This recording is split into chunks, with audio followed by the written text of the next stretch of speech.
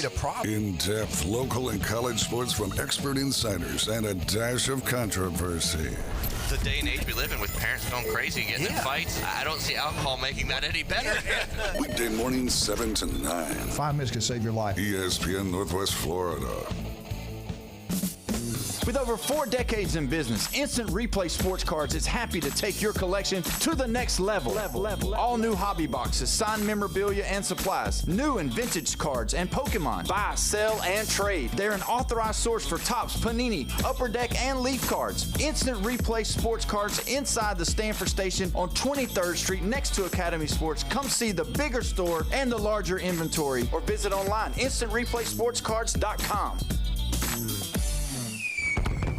That boot store can help you dress in style, from casual Western wear for a night out with family and friends to a special meeting that requires a fashion touch with Western flair. From boots to hats, belts to shirts to jeans, and a lot more for the smallest of the largest in name brand Western attire, including Carhartt work clothes. Shop that boot store for the whole family. Open Tuesday through Thursday 9 to 5, Friday and Saturday 9 to 5:30. Next to Billboard Kia, 15th Street, Panama City, where God is good all the time.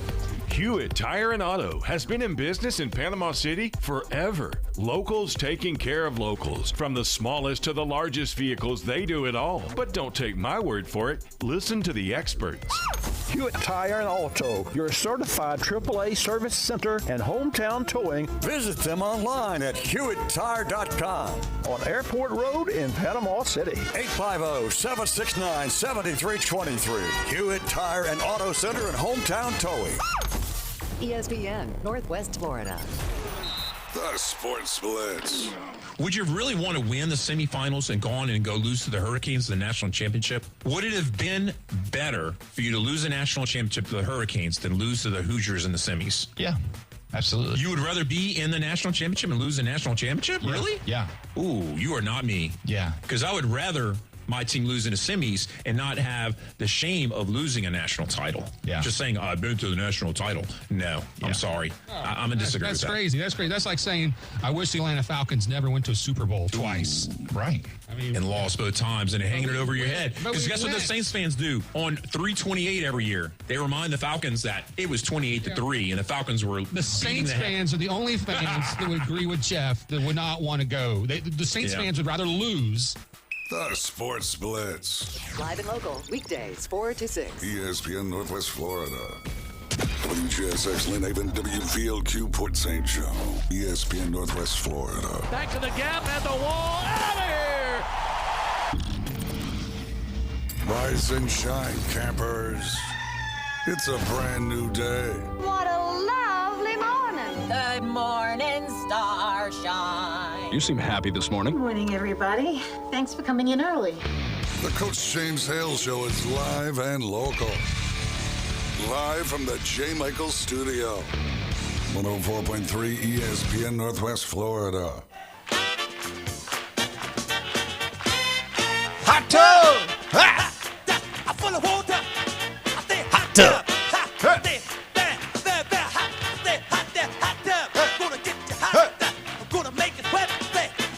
Hey! Whoa! Get here! Yeah! Well, welcome. 104.3 ESPN Northwest Florida. Man, I tell you what, we had an unbelievable meal last night. We went down to Pepper's Mexican Grill on beautiful Panama City Beach. It was outstanding, and they doing something now. Brian's with it. Good morning, Brian. How you doing, buddy? Hello. And James, what's up, Big Daddy? You doing well? Doing all right, man. A lot of rain last night, but not too bad on the wind out where I was. All right. They have soft-served margarita. It's called a soft-serve margarita. Let me tell you something. If it's hot and you want it's like an icy drink. It's like a ice cream mixture. It is. So it's like a margarita daiquiri or something. God. It actually is kind of like that. To me, when they brought it up, I said, "Oh, that's like sherbet ice cream or something." Then you taste it. It's incredible. Did you get an umbrella in it? It did have and it had a little gold spoon. This is something they're doing now. You got to try the soft served margarita at Pepper's Mexican Grill. And I'm going to tell you what, it's got a kick to it. It tastes good like you're thinking you're eating a great dessert. So all this saying you had a great meal, you've been told that. Yeah, you forgot. It can kick you. It was a life-changing, life-changing experience. I'm telling you, it was outstanding. It tastes so good. I love Peppers. Absolutely love it. And I made a mistake. I've said, you know what? I'm taking this and taking that, as you know, and I'm going like, all right, I have one. I have one ice cold beer. Yeah. And I said, well, I'm not going to have one. I don't want the small one. You got to be careful. Their big is big. Mm-hmm. I mean, it's huge. Their large beer is huge. Get one, buy one, get one free. Same thing the margaritas. Get out to Peppers and check it out. I'm telling you, the food's great. People there, love the people there. But they wanted me to share with you guys today about this soft serve margarita. It really, really, really is outstanding. There's no doubt about that. Now, there's a report, a man killed by a Glacier National Park grizzly bear. Disturbing details. But guess what? I'm not going to give it to you today.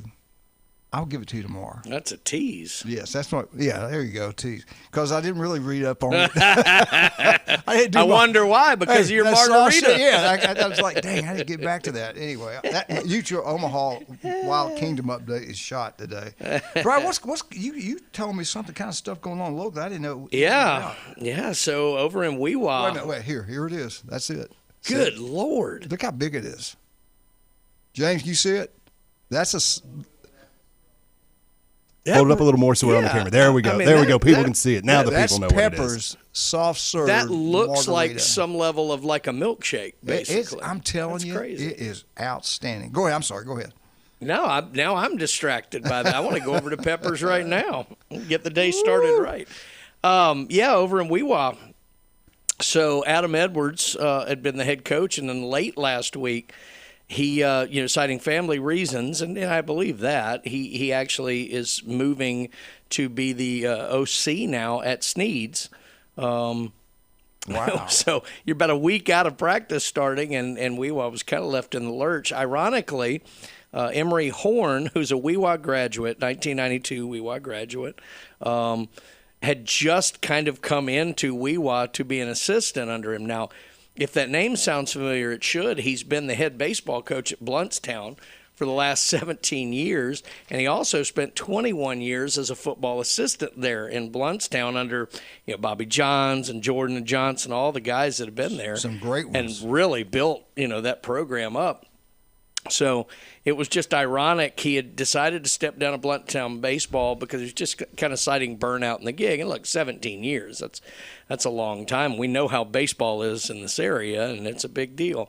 So he'd already come down to Blountstown, and then when Edwards departed, apparently the superintendent, Jim Norton, there asked him if he would take the interim job, and Emery Horn accepted. So here we go, a week out of practice, and Weewa has to change coaches, but at least they're getting somebody with a wealth of experience, not just in being a football coach, but also being a head coach, even if it's not, in football specifically. And so, how many years was he a baseball coach? He was the head coach at Blountstown for 17 years. Wow. But he was an assistant football coach at Blountstown for 21.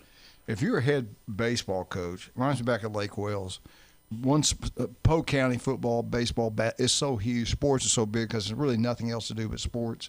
If you can survive 17 years as a head coach in any of those three sports, you've done something outstanding. I mean, there's a lot of pressure in those little towns, and everybody knows everybody. One of the things he was talking about in the interview was that he actually, because he grew up there and he graduated there, he actually knows a lot of the parents and grandparents of the kids who were there. But I mean, that's tight community there. A lot of people live their whole lives there and things like that. So he said that was kind of interesting that he knows a lot of the people. So that probably helps a little bit in the transition. He's around, 50? He's going to be a little older than that. He'd be maybe 52, 53 because he graduated a year before I did, and I'm 51. So okay.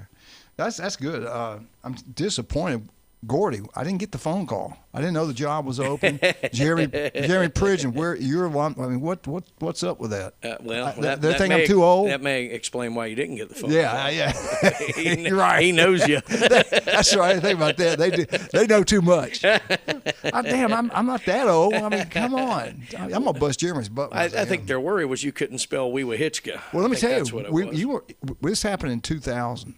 We're undefeated, and they had a great team that year. And we were. That's when we were 1A, and we go over there, and Alex Dunn, Thomas Ray, they are up on the radio show all night. I get a phone call. Said, "Do you know what's going on?" I said, "No." He goes, "Thomas Ray, Alex Shore are still on a radio show, and they're talking about the Weewall game, and they're probably saying stuff you're not gonna like." So I said, well, "Oh my God, you gotta be kidding me!" And we had played. I want to say we had played in Naples the week before because we had no one to schedule us. We had traveled the entire state, and we were tired. I'm not getting excuses. We were worn out, but we're driving down there. We had charter buses going to Weewall, and I look back and they're all zonked out since we leave the long Triple J's. And we used to our pregame meal at Triple J's had steaks and came on, and. So I don't know about this. And we get to Weewall, man, they were pumped up. The place is packed out. You couldn't move. I don't know. I don't know if they lost a game that year or not, but they beat us like a drum. And Jeremy says they still talk about that game. Yeah. When Arnold showed up in all those buses and put it on us. And they did. They did a good job. But Gordy, I will remember that not even getting called, and not even to be asked if I was interested. That hurt. Hey, it's amazing with all the talk you do about Gators. You'd think a Gators football team would hire you. Yeah. Especially what a Gator did to me. Great story. Anyway, SEC media days are going on. Yeah. I've kind of enjoyed that. The reason I enjoyed it so much is because it's football. I mean, it's here. After this, the open camp's about 2 weeks. I think about 2 weeks out before they start practicing football. High school football starts next week? Am I right about that? Yes, next week. I think it's next week. High school football gets cranked up. So it's finally here. We have something we really talk about. But as you know, you were a coach. They get up there. It's really just coach speech. They really don't give you much information. I like listening to the players talk. And I'll talk more about this when we get to Auburn update, but I liked what a lot of the players said about Golish. Mark McLeod's down there today. He will not be with us today. And he wrote an article that I like. And we had discussed a lot of the stuff that he wrote about on the show throughout you've been here on Wednesday and I'll talk to him about it. You kind of different. Tell me who the 4 teams you would add that would fit, that you think would fit, and why. All right, so this is just a personal thing. We were talking about this. It's not from a business standpoint per se. It's not if I were the SEC commissioner. It's just like if I had 4 wishes and I couldn't use it on, millions of dollars or whatever like that. For me, more. Yeah. Wishes, yeah. I'll be honest with you. They'd all be out of the ACC. And it would be Florida State. FSU. Because I'd like to have a second Florida team. And I'd rather have FSU than Miami. Nothing against Miami. Miami's a better team. But they're closer in. And I like that FSU Florida model. I like them. Okay. Clemson. Because I want to add the second South Carolina team. Okay. And I'd love to get Dabo back playing Alabama regularly and put it on him for those national champ winners so far. Okay. Yeah. 2 of them. Louisville, because I want to add a second Kentucky team. I think that'd be good for UK as well, even though James would probably hate it because – they can stay where they are. They're fine. But I do like that, and Randy'd probably get a kick out of that. And then I would add University of North Carolina. I would like to get into North Carolina. I've always loved that program. I've always been a big fan, and it does bring, so there are some business aspects to it as well. But I think an overall athletic program, I'd rather have North Carolina than Duke or NC State. Me. Right. I just would. That's fine. So that would be those perfect. 4. Hey, your opinion, that's fine. James, if you had 4 to add to the SEC, and the reason let me go back. Let me backpedal a little bit. Mark McLeod did an article. It's outstanding. I read it. He sent it to me and said, man, I love this. And like I said, we talked about this exact same thing with him and everybody else. And the article is about the SEC breaking away and having their own conference. and he thinks this would make it work if they chose these teams to play in it. It could happen. And they would survive, but me and Brian were talking about this off the air. And you truly can't say you're the national champs when you don't. And the only other one I was really debating was Georgia Tech. I like Georgia Tech as well, but if I had to go to 4, that's the way I would have done it. I like Georgia Tech. Yeah. But, if they broke away, I could live with it. I wouldn't have any problems with it. But you can't truly say, like we would, like I would, and everybody else that loves the SEC, we're the best. I don't care what Ohio State did. And you're right. The other 3 would band together, Big Ten, ACC, Big 12, and that would be probably the national championship out of one of those 3 leagues. I mean, we could argue back and forth all year about it, but I could live with it. Give me 4 that you would take in the SEC and why. So for me, SEC is already an absolute dominant football conference. And I'm looking at it as how can we build in more areas, and I want to see basketball built. So give me Duke, give me North Carolina. Okay. Virginia or Virginia Tech, I'd probably lean more towards Virginia because of the just history of the school program and just how old of a university it is. And to keep on growing, I'd either want to reach out Maryland or West Virginia. West Virginia, another state, Maryland. Huge TV market. Big Ten, they wouldn't. I don't think we'd get them. But that's no, I don't great. think we'd get them. But I'm just looking at that's a growth market. All right, he's kind of looking at traditional Southern teams. You're kind of looking at from a maybe financially growth point. Growth point. Okay. All right. Here's what Mark said, and they're the exact same ones I said. If you're going to break away, you're going to have to do something big. You got to get your TV market better to get more money in for the other teams you're bringing in. And the ones we talked about, Virginia, another huge TV market. North Carolina, TV market's huge in that state. And then Notre Dame. If whoever lands Notre Dame, we all know they run. I don't know if they'll ever join the Big Ten or SEC unless they're forced to. Yeah, they're not going to unless they have to. Yeah, but if we could pull them in. Well, if you go with that super conference thing, you know, where it's like Big Ten, SEC, we're breaking off, we're doing our own thing. That does leave them out. So they have to, at that point, join somebody or and that's they're going, on man out. That's going to be a battle because both programs want, both SEC and Big Ten want them. We'll come back to this. We got a break. We'll come back and finish this conversation up. And then we're just getting into opinions. We're not, we're just talking. You have a different opinion, call and tell us what you guys think, who they should bring in. But I love FSU. I love Dabo. I don't know. In my mind, the S still means something in SEC. Yeah. Well, and Sankey brought. All right, we got to take a break. We'll talk about it in a minute. All right, Jay Michael is finally here every Wednesday. We love Wednesdays. Oh my God, we love. If you want to find me and Brian, and sometimes Glenn, do it. Moon meets the sky like a big pizza pie. It's amore. That's good, man. We ain't done that in a while. There's a reason. Where's Ed Strickland at? My God. We just got a cease and desist order here, guys. That was pretty good. The legendary J. Michael's restaurant today, world famous J. Michael's Spaghetti. And you're in Lynn Haven. If you're out in Lynn Haven, only one place to go. Beef O'Brady's Lynn Haven, 10 wings and a side. Go check it out. Pat Perna, City Commissioner, was incredible. And we got a new sponsor. Oh, goodness, baby. If you love barbecue, who doesn't? Outlaws Barbecue on Panama City Beach Parkway. We'll talk more about that. I love them people down there. Big Paul's on board with us. We'll be right back. 104.3 ESPN Northwest Florida.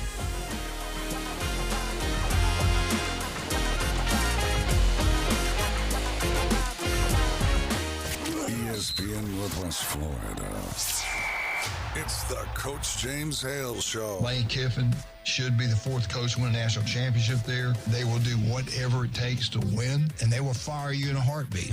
So somehow, some way, they got plenty of money down there. A bit of oil money, at least in Louisiana, and children's hospitals are going to suffer in the next 10 years if they really want a championship. Weekday mornings 7 to 9, ESPN Northwest Florida. Good morning. This is Anna on ESPN Northwest Florida with Wednesday's weather forecast. A likelihood of thunderstorms and partly cloudy this afternoon. An evening with a high near 88 and a wind 18 to 22 miles per hour. Mostly clear skies tonight, a moderate breeze and a temperature of 82. About the same tomorrow, around 90 with mostly sunshine and a wind around 16 miles per hour coming out of the south. Mostly sunny Friday and hot around 90. This forecast is brought to you by Earthworks of Northwest Florida. Thank you for keeping that dial at ESPN Northwest Florida. Rely on it. Looking for your next reliable ride? Don't break the bank. Cruise on down to Emerald Coast Auto Sales. From spacious family SUVs to sleek fuel-efficient sedans, we have an incredible selection of quality pre-owned vehicles waiting just for you right here on our lot at Emerald Coast Auto Sales. Drive home happy today. Emerald Coast Auto Sales, 2815 15th Street, right across the street from Cedar Grove Elementary. Lone Star Boil House and Sports Bar, where the locals go for the best boiled seafood around. Crawfish, shrimp, red royals, and everything crabs. Watch almost every sporting event in the country on their huge outdoor jumbotron. Follow them on Facebook to stay up to date on weekly events, live music, and food and beer specials. Lone Star Boil House and Sports Bar, your home away from home for sports, good times, and great food. The best boiled seafood. Lone Star Boil House and Sports Bar, 320 West 5th Street, downtown Panama City.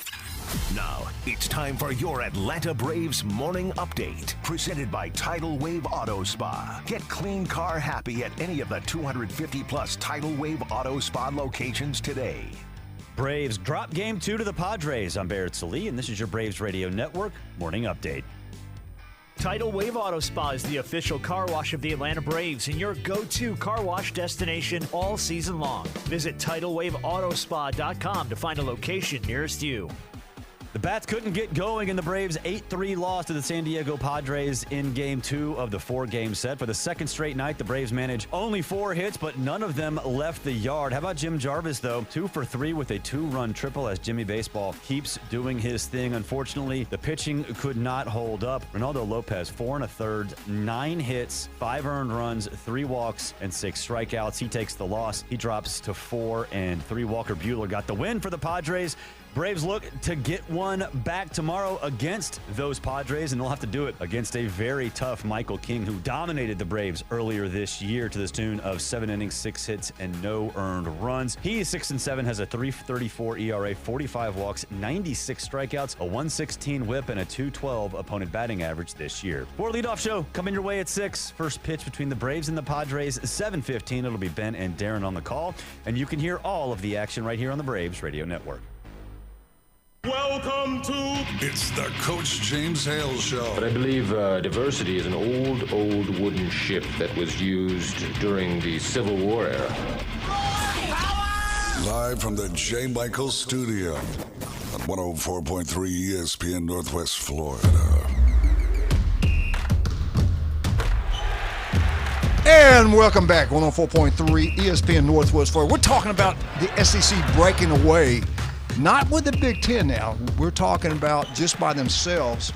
And Mark McLeod will not be with us today. He is actually in Tampa today. Summerall's there today. James, a little bit later, would you give the time frame and the rundown what's happening down in the SEC in Tampa today? We'll go find it. All right, let's get back to what we're talking about. If they broke away, the SEC said, hey, we're done. We're going to have our own rules. We're done with the NCAA. This is what Mark felt like would have to happen for to make that to be successful. Just an opinion now. We're not, just give an opinion. Notre Dame would be the big steal. We'd have to get Notre Dame to come along with us. You have to have 2 new states for the TV markets to keep the people happy. They bring in the revenue from ESPN, ABC. He said North Carolina and Virginia, Notre Dame. That was the 3 teams. And I didn't write down the other school. Now I didn't know it could have been Virginia Tech and Virginia? Could it be Duke and North Carolina? That part I don't understand. But we had talked about this before, and we talked about for basketball, you'd want Duke and North Carolina. Then we'd even go, I think it was Jason, we were talking about if you go with Virginia, you'd want Virginia Tech. Always you want to get West Virginia, another state. But would you want to get West Virginia? I'm asking both of you. If you wanted to get West Virginia, is it worth it? Because it's not really that huge of a state. Do you really want that market there, even though you're probably getting it anyway with having Virginia Tech on there? I wouldn't. I mean, nothing against them. I think they've got a long, kind of storied program, and they're kind of a traditional team. But no, I would go several other places before I went there. I mean, if you're talking about that, I might look at Pitt. See, I had Pittsburgh market. Yes, I had mentioned Pitt before. I'm with you. Yeah. I would go Pitt. Here's my 4. You got to get Notre Dame. Let's get North Carolina. Let's get Virginia, and let's get Pitt because what you said, Philadelphia, and that market is huge there, and it would make a lot more money for Pitt coming in. They do it. Now you're right. They don't. It's not a fit, but is Missouri a fit? I mean, if you're looking at money, and I'm telling you, I would do. I'm gonna ask Mark about this when we get him back on next. Make sure we ask him about Pitt, what he thinks about that.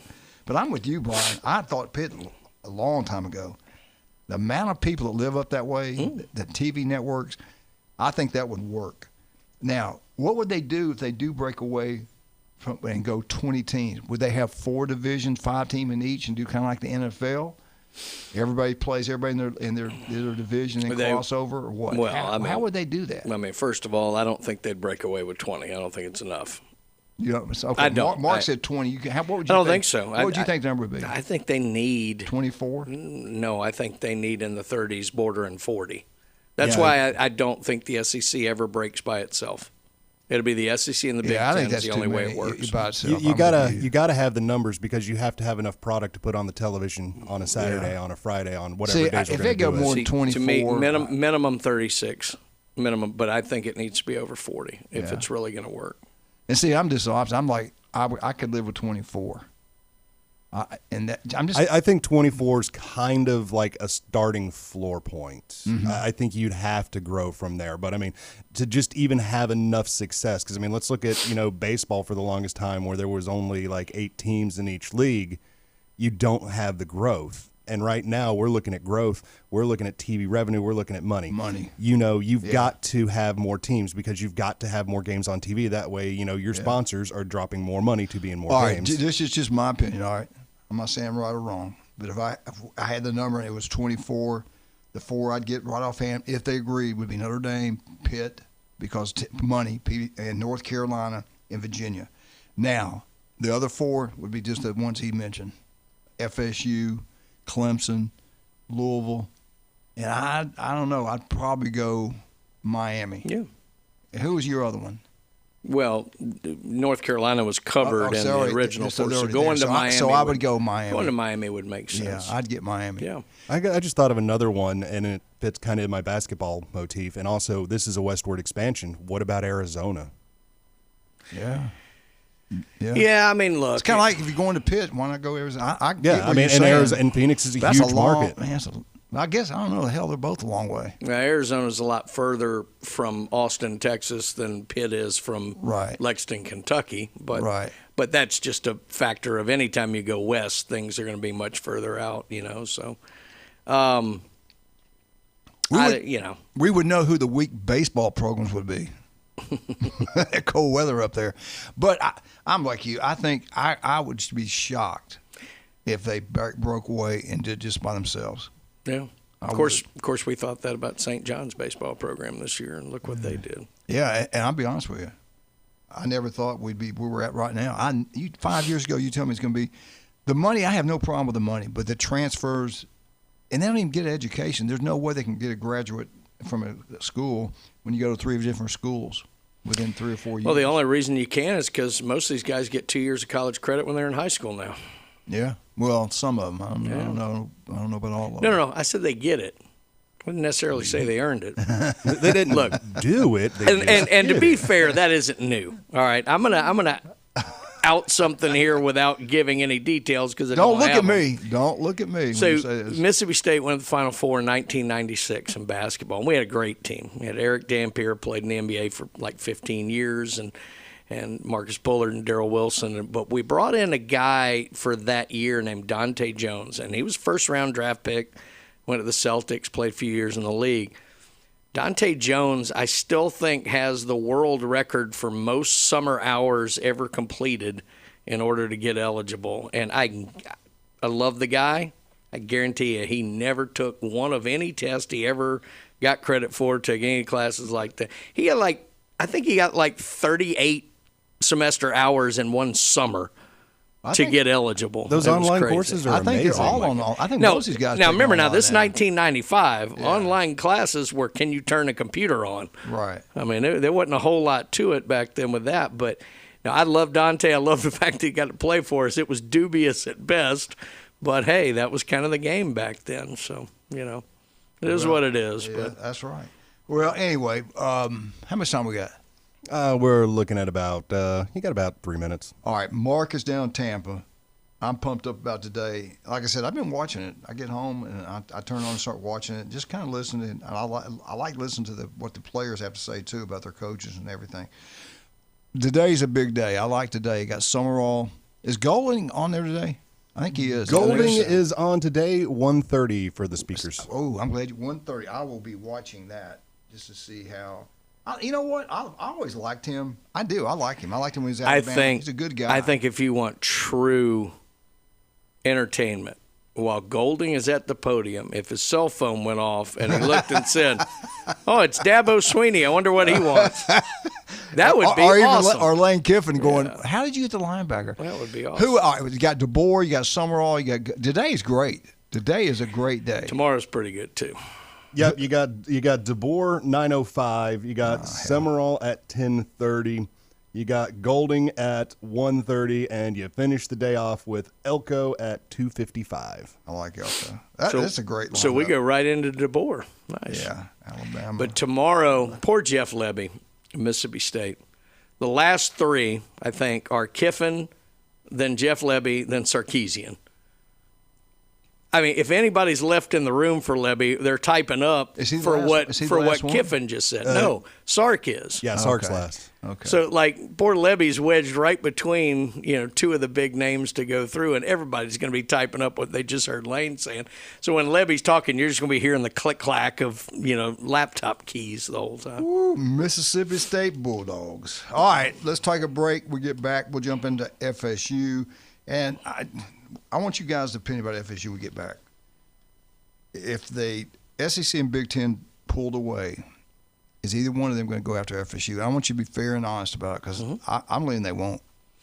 We'll talk about hold your thoughts. Hold your thoughts. All right, let's talk about some of our great people, man. I love all of them. David Adamson, designer jewelry is incredible. You know why? Russ, Amber, and Patrick do an incredible job down there. Not only they got the greatest jewelry you could buy, they all buy yours. They buy gold. They buy silver. They give you the best deals out there. But one thing I do love about that place, James, is that you break your watch. You break your necklace. They don't mail it off to somebody halfway across the country. Nope. And you can see it 8 weeks later. No. They fix everything in-house. And the custom work that they do in-house, also great. Tell them. You should see some of the stuff that Brian Haddad has gone in there in his mind and told them, hey, I want this jewelry to look like this. He just tells them. Expensive stuff. And they just draw it down, and it looks amazing. Yeah. We'll send Glenn in there to get it for him. I can't handle that. Anyway, Russ, Aaron, Pat, we love you guys. Get out there and visit them. You'll be glad you did. My house is being robbed right now, thanks to James. 1 in 5 develop skin cancer. The legend won't be on with us today. Dr. Ward is out. We won't have him today, but we'll get him back next week. 1 in 5 develop skin cancer can be deadly. If you're listening right now in the Panhandle of Florida, there's an office near you. Go see the best. Go see Dr. Ward and tell him I sent you. We'll be right back. 104.3 ESPN Northwest Florida.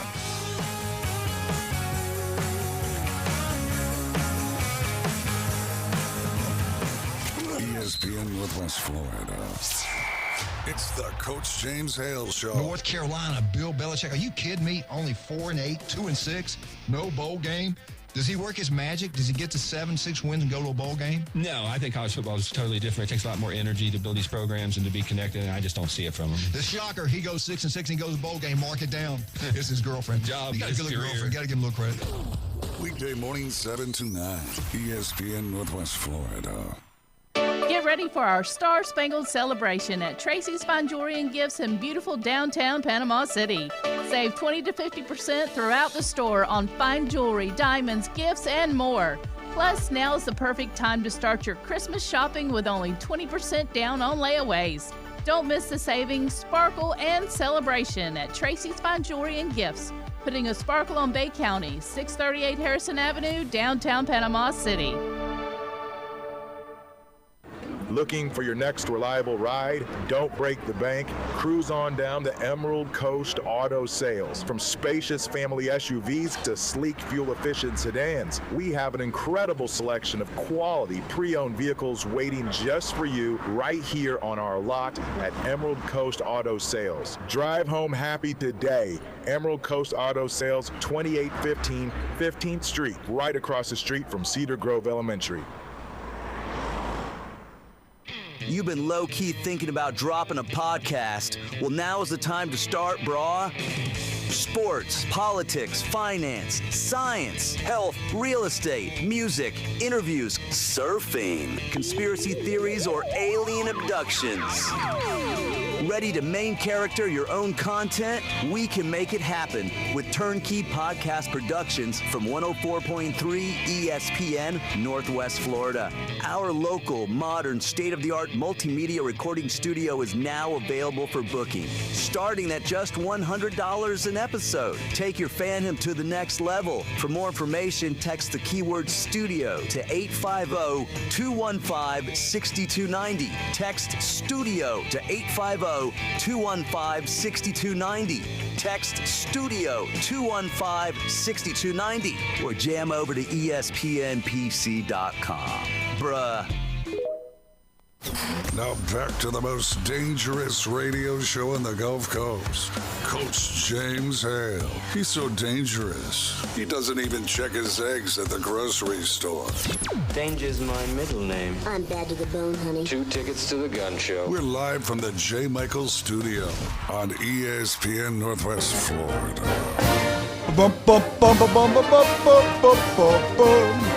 Florida State, Florida State, Florida State. Woo! FSU Update is brought to you by Newbies. Get out to one of the 4 great Newbies. Have a wonderful time. You got one in St. Andrews. Big, beautiful blue facility over there. You sit outside, look at the stars, look at the water. Just have a great time there like everybody does. Then you got Newbies, the mothership, the best entertainment in the Southeast. And if you want sporting events, head on down to the Curve. Newbies 2 on the Curve. Watch all the great games there. Shoot pool. I love going down in the wintertime, have the fireplace going and shooting pool, watching all the college football games on Saturday night. Can't beat it. Got 4 great locations. Got wonderful people that run all the Newbies. Go check them out. We all know that David. Wait a minute. We all know that. Easy for you to say. I just went down the wrong hole. Start over again. Charlotte and John always give back to the community. Let's make sure we go support them. Mm-hmm. And we're speaking of Newbies. You want some great barbecue? Past Newbies on the Curve on Thomas Drive. Keep on going like you're heading towards the mothership. About halfway down that way, not quite halfway down the right-hand side, you'll see Outlaws Barbecue. It is outstanding. They used to have one over in town. They've moved to Panama City Beach. Paul does such a wonderful job there. The food is incredible. Matter of fact, we're going to join us Thursday. We're going to have lunch there Thursday at Outlaws Barbecue, and he loves the SEC, ACC. He loves college football, no doubt about that. They got TVs in there, watch the games, have a great meal, great desserts. Outlaws Barbecue. All right, Brian and James, let's keep it real. If what we see now at FSU, they don't fill the stadium sometimes, and I get it. Mm-hmm. I get it. If you're the SEC, you already have Florida. If you're the Big Ten, I can see it because the network wants to get into the state of Florida. I get that. But how valuable now is FSU to the Big Ten or the SEC? Do they really need them, or would they go after them, in you guys' opinion? Would they go after those teams? Need's the wrong word. They don't need them. They do still bring stuff to the table. They are still one of the most watched schools in the ACC, even with the downturn. They are. They do still have a national name because it's still not far enough away from Bowden and then, the 2013 national championship. So there is still a pedigree there. So if you're talking about, let's say the SEC and the Big Ten break off, right now that'd be 34 schools. Let's say they have a target of 40. You have 6 to add. I think it's 50-50 if they'd make that. But that's actually pretty good considering the run they've been on the last 4 or 5 years. So I do still think they bring something to the table, but I don't, whereas maybe like in, 1999, you couldn't leave them out. I think you actually could now, which is unfortunate, but only because the strength of the other schools and the strength that the conferences have built up. I would take them, but they'd be one of the last picks probably if I were getting to 40. James, your opinion? No. No. I mean, the Big Ten has 0 to less than 0 interest in Florida State. I think they go after Miami. The Big Ten goes after AAU schools. 18 schools in the Big Ten right now. 17 of them are AAU. The only one not AAU is Nebraska. Yep. So I'm not quite sure why Nebraska got in on there. Florida State is not an AAU school, so the Big Ten has no interest. What about Miami? Miami is an AAU school. Okay. So I think if the Big Ten goes into Florida, it is Miami 100%. I'm with you. The SEC, I don't really think needs Florida State. They already have Florida.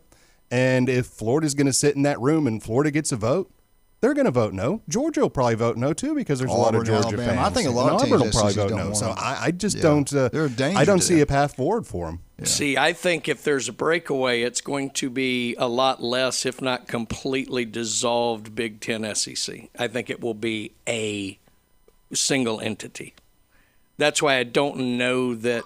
I agree with James in if it's the Big Ten itself and we're just adding members, I don't think Florida State fits very well. SEC, a better shot to me. But I think if they broke away, it would become a new single entity. Mm-hmm. And then I do think they have a little better shot at being a part of that. But you hit a good point. And it's all about money. And be honest, you look at all, it's like you said, they've been down, but you look at the TV rankings or whatever rating, they still bring eyeballs to the TV sets. The problem is what the youngsters call the trend lines. They're not trending in the right direction as far as that goes. And a lot of times what you're looking for isn't necessarily overall numbers, it's growth projections. Uh-huh. And that's one of the things with Florida State that would work against them. Clemson as well, to be honest.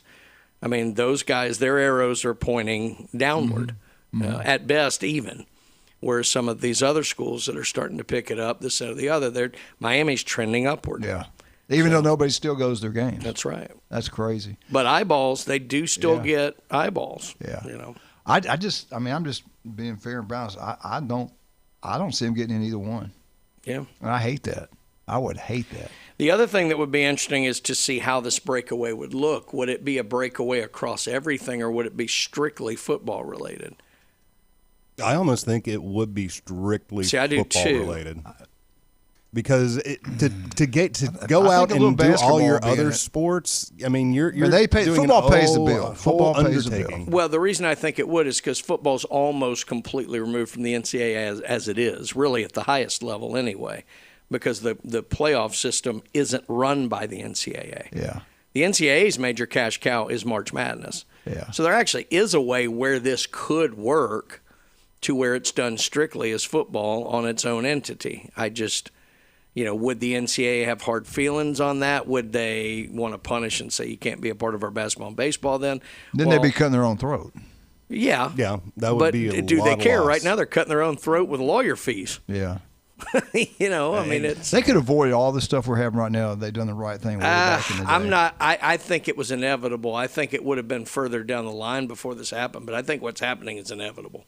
As long as the money got big enough, the way our country is designed, they were always going to have a legitimate claim to NIL money. And Spurrier they warned just them. Were. Coach Spurrier, we need to be paying these guys, and nobody listened. Yeah. Greed. Well, I mean, it's the guys from, Northwestern trying to unionize, saying, basically we're employees of this university. We should be able to unionize. Well, didn't something just happen recently in Ohio, a basketball player, I'm not saying Ohio State, but somewhere in Ohio, this 5-year deal thing, so, they're already challenging that. Well, I think a judge threw it out. There's several lawsuits that have come to that. The one that has the most strength is, I think it's 13 or 17, I can't remember how many athletes across multiple sports of just graduated. So like they were seniors this past year. They were the first class not to have the COVID extra year, and they would be the first class, not to, or the last class not to get this 5 gets you 5 the way it's designed. And so their argument was that this is unfair to them, that they should be granted, this. Now, I disagree in the sense that you knew the rules that you signed up for. Like that's what, and you have to set rules. Is it fair to a 1971 guy that they didn't get to play their freshman year?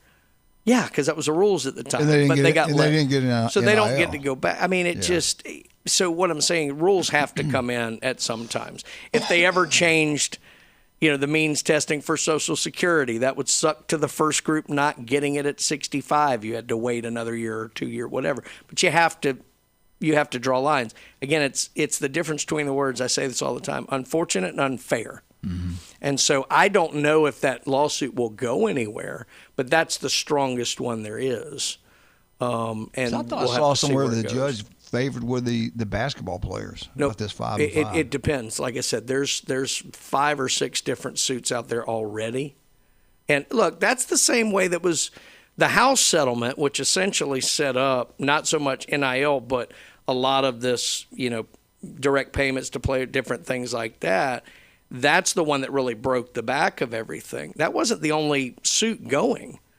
Actually, one of the conditions of the settlement in the House case was that the others be wrapped into it and there could not be any future cases as it related to that. That was a key condition for the NCAA because they didn't want to keep fighting separate lawsuits. And so under House, those all got wrapped in, or at least as it related to that, very narrow legal argument, which I don't want to go down the line of I'm a lawyer. I'm not. Right. But that's my understanding. It's going to go back. We're going to have to do – they don't want to do that. They don't want to hire them as employees, and I understand it. I know there's a lot of issues with that. But they're going to have to. They got to put them under contract to keep them where they're at. You can't have a free agency every single year. It'll give the universities slightly more control over the players, and it also gives the players – maybe a little bit more security. It protects both of them. You make a bad choice, you got him under contract, he's going to stay there and get paid until that contract's over. Now, we saw it with our baseball players. Local both, they all split and left Florida. And, anyway, let's take a break. Yeah.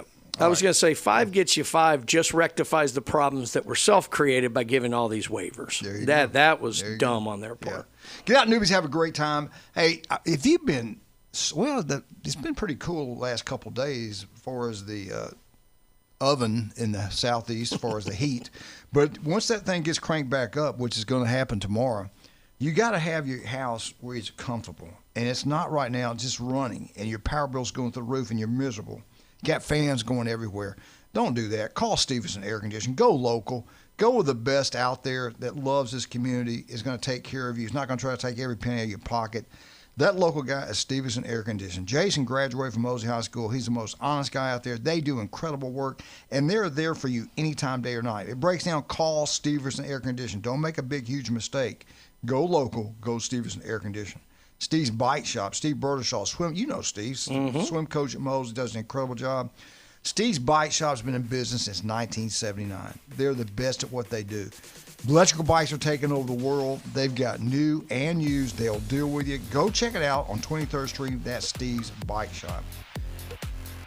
Turf Pro Pest Control. You want your yard to look absolutely gorgeous? Patrick can make it happen. Give Pat a call. Listen to him every Monday right here on ESPN Northwest Florida. You talking local? Beautiful daughter's a cheerleader, All-American cheerleader over at Mosley High School. Turf Pro Pest Control, #1, not even close. We'll be right back. 104.3 ESPN Northwest Florida.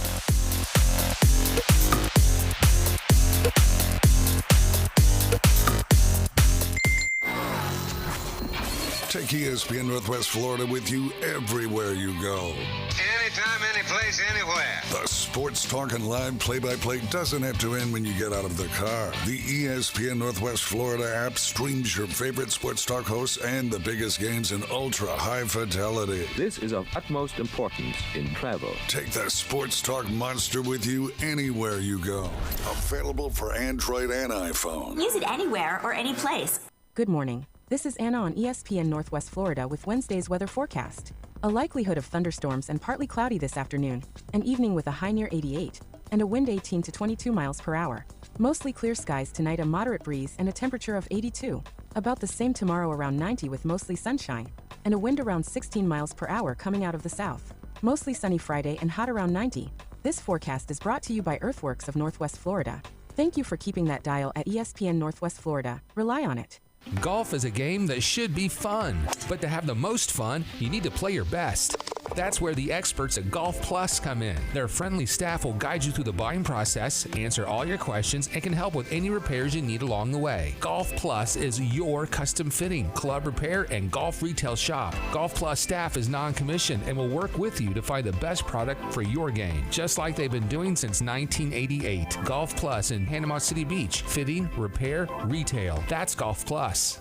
Looking for your next reliable ride? Don't break the bank. Cruise on down to Emerald Coast Auto Sales. From spacious family SUVs to sleek fuel-efficient sedans, we have an incredible selection of quality pre-owned vehicles waiting just for you right here on our lot at Emerald Coast Auto Sales. Drive home happy today. Emerald Coast Auto Sales, 2815 15th Street, right across the street from Cedar Grove Elementary. Now, it's the Coach James Hale Show. Go nuts. Live from the J. Michael Studio at 104.3 ESPN Northwest Florida. And welcome back, 104.3 ESPN Northwest Florida. Do you want to look better, feel better? We all do. We had the legend here yesterday. I love this guy. Jason Kovaleski is highly intelligent. I'm going to tell you something. His mother, they have a Bay County Hall of Fame. Kay should be in there. Unbelievable coach, unbelievable person, wonderful lady. She's still working extremely hard. I mean, she's getting up there in age. She's still cutting yards. She has a yard service. She's still out there. She works at the stores. And Jason's got that same work ethic. They know what they're talking about. They'll sit and visit with you. They'll help you everywhere they possibly can. Any coach, any sport, they know it, man. That's Max Fit Sports Nutrition. 2 great locations, 23rd Street in Pier Park. And listen to Jason. He's going to come in with us tomorrow. He's going to be with me tomorrow, thank goodness. And looking forward to visiting with him again tomorrow. But get out there and try it. You can try it before you buy it, Max Fit Sports Nutrition. And Kyle Vandergriff will be with us this Friday. Love the family, legendary family. Kyle is incredible. And everything he does is unbelievable. You get a letter from the insurance people. They're going to drop you. We had one. You call Kyle Vandergriff. He'll walk you through the process. He'll take care of you. Don't freak out. He'll make sure you're well taken care of. And they're one of the best at getting roofs. But not only that, they've got contracts with the government. They got them with the school board. They can build anything. They can build a schoolhouse. He can build anything you want. General contracting. They design, build commercial, residential. TK Vandy Roofing, Kyle Vandergriff, the man, the myth, the legend. He's got a podcast that's really outstanding also. All right, you guys, you were talking about, did you mention Arizona State going west, expanding the SEC? Yeah, Arizona, mostly for the basketball. Okay, Arizona. Okay, well, listen, I don't know if you two heard this. Lane Kiffin, LSU just canceled 2-game series with Arizona State, 2029, 2030. With the SEC going to 9 SEC conference games, he wanted to get out of that, and they did. And I guess it was mutual agreement. I don't know. Financially, I don't know what happened with it. And Lane was one of the ones who's not too happy. I saw it wasn't at the SEC Media Days, but I saw him in another interview, and they asked a question about going 9 conference games. He was totally against it. He just told the truth. He was fair about it. He said, "I don't trust the committee." You see a 9-3 SEC school that we know is top to bottom is one of the toughest, if not the toughest conference. Matter of fact, it's the toughest conference in college football. And he said, we're going to have another loss for each school, and we're going to be left out because we don't trust the committee. If they should, what he said made sense to me, and the same thing I said. You should have the committee have to set the rules, what they're going to do, how a team gets in, what holds them back as far as concerning strength of schedule. And he didn't believe they did that, yet the SEC went ahead and bowed down to the Big Ten and went to 9 conference games. It worked in the past, only playing 8 conference games. Let them yell and scream about us not playing 9. That's okay. We'd have been fine that way. But it is what it is. He's got 9 conference games, so now he goes see Alabama and Ohio State. I think he's going to keep that game. LSU Clemson. We'll see. Yeah, that's next year. I'm surprised Arizona State didn't cancel that series because LSU keeps taking their quarterbacks. Oh, yeah, Daniels. You got Levitt. That might be the reason. That might be one of the reasons, right? Yeah, we'll drop it. Like a farm team. All right, I'm going to go down this, and I want you to answer the question. See if you guys can figure out who made these predictions. Okay. It was a group, and they're out of Tampa Bay. It happened in Tampa Bay. They're not. They live in Tampa Bay. Forget all that. Let me go with this. Was this a Traficante mob? What are we talking about here? This is going to be interesting. This is what they predict, this one organization. Okay. Texas record in 2026 regular season. We're just only talking about regular season. They're going to go 11-1 in the regular season. They're going to be the number one team in the SEC. They're going to go 8-1 in conference play. The number 2 team in the SEC is also going to go 11-1 and only 8-1 in the SEC. The Ole Miss Rebels. At number 3, the Georgia Bulldogs will also be 11-1 and only go 8-1 in the SEC. That's your top 3 teams, all 3 11-1. At number 4 is LSU, 10-2, 7-2 in the league. At number 5, Coach Elko. He also will be 10-2 at Texas A&M and also 7-2 in the league. At number 6 will be the Auburn Tigers. They're going to have a regular season of 9-3, 6-3 in the SEC play. Your Florida Gators are going to finish at 7th with an 8-4 record. They lost to Auburn. I told you how important that game's going to be week 3. That's a huge game. They're going to go. Florida Gators are going to go 8-4, 5-4 SEC. At number 8, Oklahoma will go 8-4, 5-4. I'm seeing a missing entity here. Woo, baby. At number 9, Alabama. Oh, there they are. 7-5, 4-5 in SEC play. People ain't happy in Tuscaloosa, baby, or the state of Alabama. At number 10, Arkansas has a surprisingly pretty good year for them. For God's sake. 7-5, 4-5. South Carolina, Beamer is in trouble. 6-6, 3-6. Missouri, I think Missouri's gonna be better than this. Missouri will go 5-7, 2-7. At number 13, Tennessee, Brian's favorite team, Tennessee, 5-7, 2-7. This does sound like a dream to me, but Tennessee's gonna be better than people think. I agree. I think number they are. 14, your beloved Bulldogs, 5-7. Hey, 2-7. we're better than 2. And number 15, Vandy, 4-8, 1-9, and Kentucky, which I'm impressed with that coach. They're 3-9, 0-9 in the SEC in his first year. Now, you heard all these predictions. Who do you think this? Who is this coming from? I thought the Bozo the Clown Show came from Chicago. WGN. All right, let me tell you, it's an alumni association of Auburn, out of Tampa, Who is it? It's not Auburn. Who is it? Ole Miss. Well, it's Tampa Bay. Yeah, it's got to be the Tampa Bay Rebels.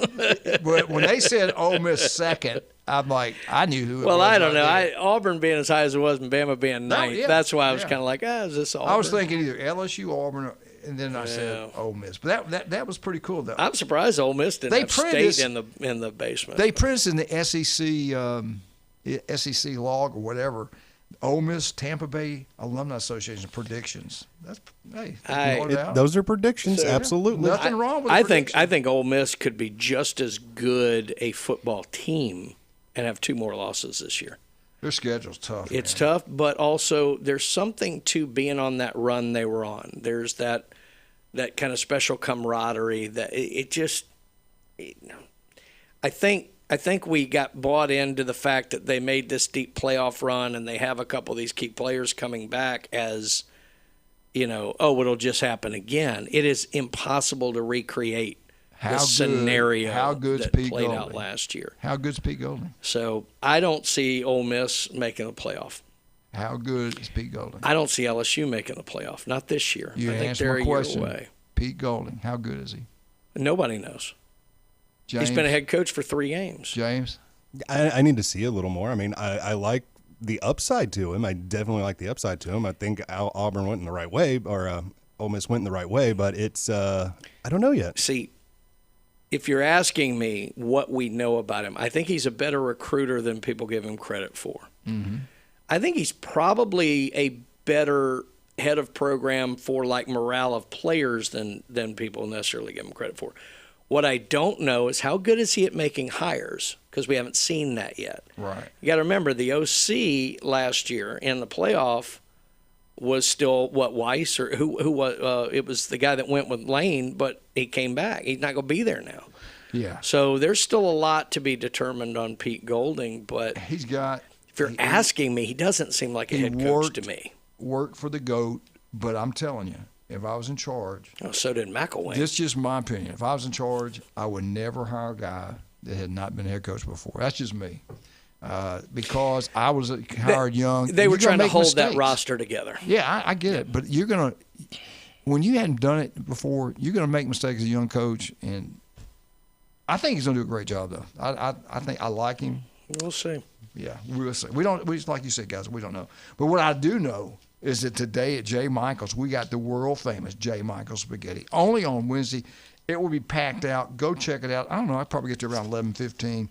Unbelievable play. Matter of fact, we had the Bay High School players that won the state championship in '76. They went to J. Michael's looking for me. J. Michael's gave me my phone number. No. It was Wednesday, but they don't realize we get there early. We're always usually about 11 o'clock. Get out to J. Michael's restaurant, have a great meal today. The legendary J. Michael's. If you're over in Lynn Haven, Beef O'Brady's. Pat Purno, city commissioner over there, is incredible. Beef O'Brady's, Lynn Haven. We'll be right back. 104.3 ESPN Northwest Florida.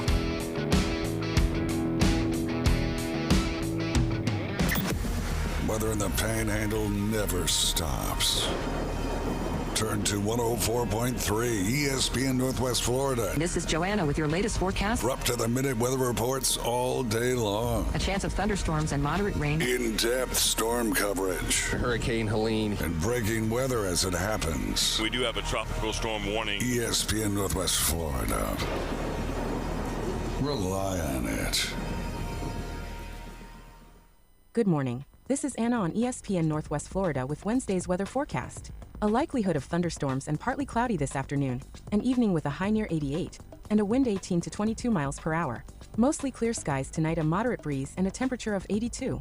About the same tomorrow, around 90 with mostly sunshine and a wind around 16 miles per hour coming out of the south. Mostly sunny Friday and hot around 90. This forecast is brought to you by Earthworks of Northwest Florida. Thank you for keeping that dial at ESPN Northwest Florida. Rely on it. It's almost time to kick off the 2026 season at the bank. Whether you want to be at the center of it all as a season ticket member, lock in 3 or more games with a bundle at the bank, or cheer on the Jags at your most anticipated matchup, there's a way for everyone to be a part of the action. Seating is limited, so don't wait. Secure your tickets now by visiting jaguars.com/tickets or call 904-633-2000. WGSX Lynn Haven, WVLQ Port St. Joe, ESPN Northwest Florida. The locals love it. With over 4 decades in business, Instant Replay Sports Cards is happy to take your collection to the next level. All new hobby boxes, signed memorabilia and supplies, new and vintage cards and Pokemon. Buy, sell, and trade. They're an authorized source for Topps, Panini, Upper Deck, and Leaf cards. Instant Replay Sports Cards inside the Stanford Station on 23rd Street next to Academy Sports. Come see the bigger store and the larger inventory, or visit online, instantReplaySportsCards.com. When he played football, helmets had not been invented yet. Players played both sides, and quarterbacks weren't afraid of needles. It's the Coach James Hale Show, live from the J. Michaels studio. 104.3 ESPN Northwest Florida.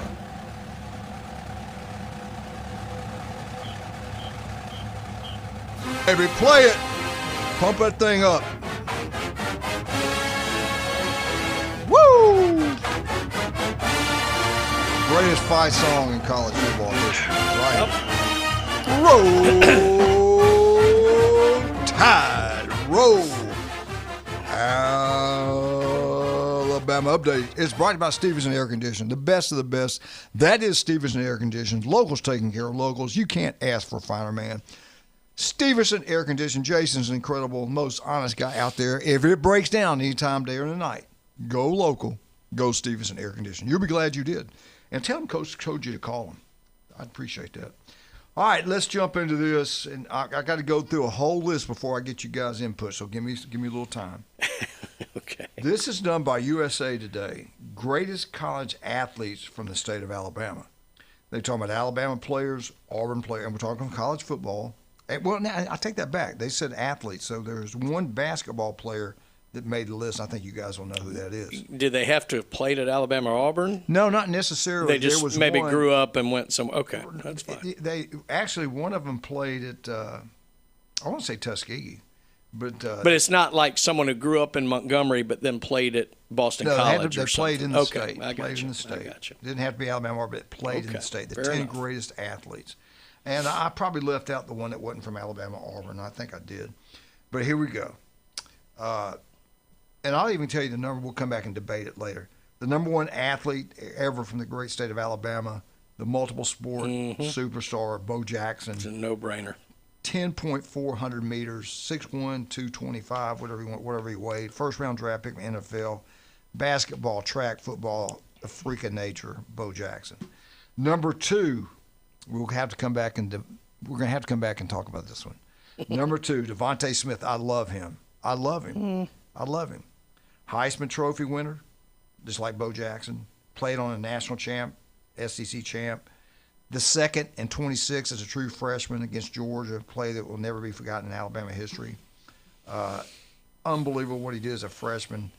What he did when he won the Heisman, led the nation in receptions with 117 yards, 1,856 yards, 23 touchdowns, all in 2021, all against SEC defenses in the regular, 11 SEC defenses. Then Notre Dame and Ohio State. The guy was unbelievable. At number three, the freak. He came from outer space, Cam Newton. National champ, SEC champ, first-round pick, Heisman Trophy winner, all-world, one of the greatest quarterbacks I've ever seen. What he did in 1 year is incredible. At number four, and people forget about him, but he is something special, Derek Thomas. 52 sacks, national leader in sacks, history of college football. In 1988, he had 27 sacks, had three. And listen to this. Not only had 22 sacks, he also had 39 tackles for loss. So that season, until I think it was either Jonathan Allen or Quinnen Williams, that season would have held the Alabama career sacks lead. Like, that's how good that's. I mean, he still holds the career sack, and that'll never get broken. But it was he was the edge guy blocking field goals. He blocked like 3 field goals in college. Yep. And the thing about him, they said he'd be late to practice. He was just a freak. They'd be getting dressed, teams out there, and he'd be running late. And they said, "Damn, we run him and run trying to kill him." And running didn't bother him. He could run all day. So that he almost left Alabama though, because Cornelius Bennett was so tough on him that he almost left. He couldn't stand him. Wow. They got good after that. It was kind of at the time there was a lot more hazing of freshmen and that kind of stuff, and Derek Thomas could not stand it. Well, I'm gonna tell you what. Who you just talked about was a pretty good football player too. Yeah, that guy. That run of Bennett, Thomas, and Keith McCants at linebacker was unbelievable. At number 5, Alabama running back Derrick Henry, 6'3", 250. Heisman Trophy winner, national champ running back, SEC record in one season, 2,219 yards. No one's ever done that. 28 touchdowns, and we see he still can do it in the NFL right now. A freaking nature. At number 6, you're talking about sport. The only basketball player that made it, Charles Barkley. Enough said. That guy could play anything. I might have one more, but that's not bad. Hold on. We'll come back to it. At number 7. And you will, hopefully you'll know who I'm talking about. James, I hope I know who you're talking about. Y'all are so young, but this guy was unbelievable. Leroy Jordan, Alabama linebacker, national champs, 31 tackles versus Oklahoma in the Orange Bowl, a record maybe not ever be broken. President Kennedy was at that football game. Bear Bryant loved him. He was the Dallas Cowboy linebacker, unbelievable. And then you had Frank Thomas. Oh, no, another non-football player. Yeah. Frank Thomas. Well, Auburn he played baseball. football for a year. For 1 year, and Yep. Pat Dye said, go play baseball. And then number 9, that does not get enough credit, John Hanna. They're the best offensive lineman I've ever seen. Bear Bryant says the best offensive lineman he'd ever seen, ever coached. Unbelievable athlete, shot put. He was a track star also. He was an incredible guy. So that's your 9. There was one other one that I want to say was from Tuskegee. I can't remember where he's from, to be honest with you. And I should have wrote it down. I just didn't. All right, let's go back and look at this. Don Hudson's name was not there. Y'all have no idea who he is. Oh, I do. Okay, you do. What he did back in the day was incredible. It was like man playing with child in the college leagues. Then what he did in the NFL, there's records that are still there. That he could play at any time. He should have been on the list. And the one I'm not sure about at number 2, Devontae Smith at number 2 over some of the other. What is your thoughts on this? It's hard because you have to qualify it so many different ways. Are we talking about pure athlete? Are we talking about their Greatest career in college? Athletes. Greatest college athletes. But what I mean is, you could say Frank Thomas may not be the overall athlete some of these other are, but he was obviously much better compared to his sport than so I mean it's do you include golfers? Do you include so it's tough. Do you factor their pro career in? I mean, to me, there's if you're using this as played college in Alabama, because if that wasn't the case, you got Jesse Owens and Willie Mays, and you have other people to consider. Bo's an unqualified number 1. There's no debate. Bo's number 1. And it won't be close for a while. Smith's too high for me. I'll be honest with you, Newton's a little too high for me. Okay. Why? Because it's a 1-year deal? I think so. I think so. I think he was tremendously athletic, but I think what Derrick Henry did over time, or maybe even Sean Alexander, Sean Alexander who's not considered in this. Pat Sullivan's not on this list, Kenny which Stabler. is a little bit surprising. What about Kenny Stabler? So there's Joe Namath. I mean, there's a lot of people not here. Joe Namath, yeah. I would say there's a guy a lot of people won't know. He was a number 2 pick in the NBA draft, and he was fantastically talented and was great at Alabama. Was a guy named Antonio McDyess. Now, he's not going to have the name recognition a lot of these guys do, but he was unbelievably gifted athletically. What did he play? Played at Alabama basketball. Oh, okay. You threw me He's there. a guy I might have toward the end of this list. I mean, we haven't talked about Johnny Musso. Mm-hmm. We haven't talked about God, I'm blanking. Do you remember here. the basketball player back in the 70s? What was his name? He was Douglas. He was a stud. Big, tall guy. Played for CM Newton. I thought maybe he would make one of these Buck lists. Williams was really good back there. Buck Johnson, excuse me. Buck Johnson was really good back in that time. South Alabama had some good players, but none that really made a big name for themselves. Other basketball players, Chuck Person, guys like that were really, really good. James, you got anybody you think of? I mean, we're only talking college, right? Because, Right. I mean, outside of college, I can think of guys like Joe greatest Lewis college and athlete, Evander Holyfield. Right. Hank Aaron's from Mobile. That's right, Willie McCovey. And, I mean, there's a lot of guys now. Baseball. What about Scott Hunter, your boy down there in Mobile? Yeah, he was good. He wouldn't make a top 10 to me. Yeah. Baseball, I mean, really playing college. I mean, you had guys like Casey Mize was the number 1 draft pick, but he hadn't done that much since. I mean, I know he's with the Tigers, but Tim Hudson played at Auburn. He had a really good career. I'm not sure he'd be top 10.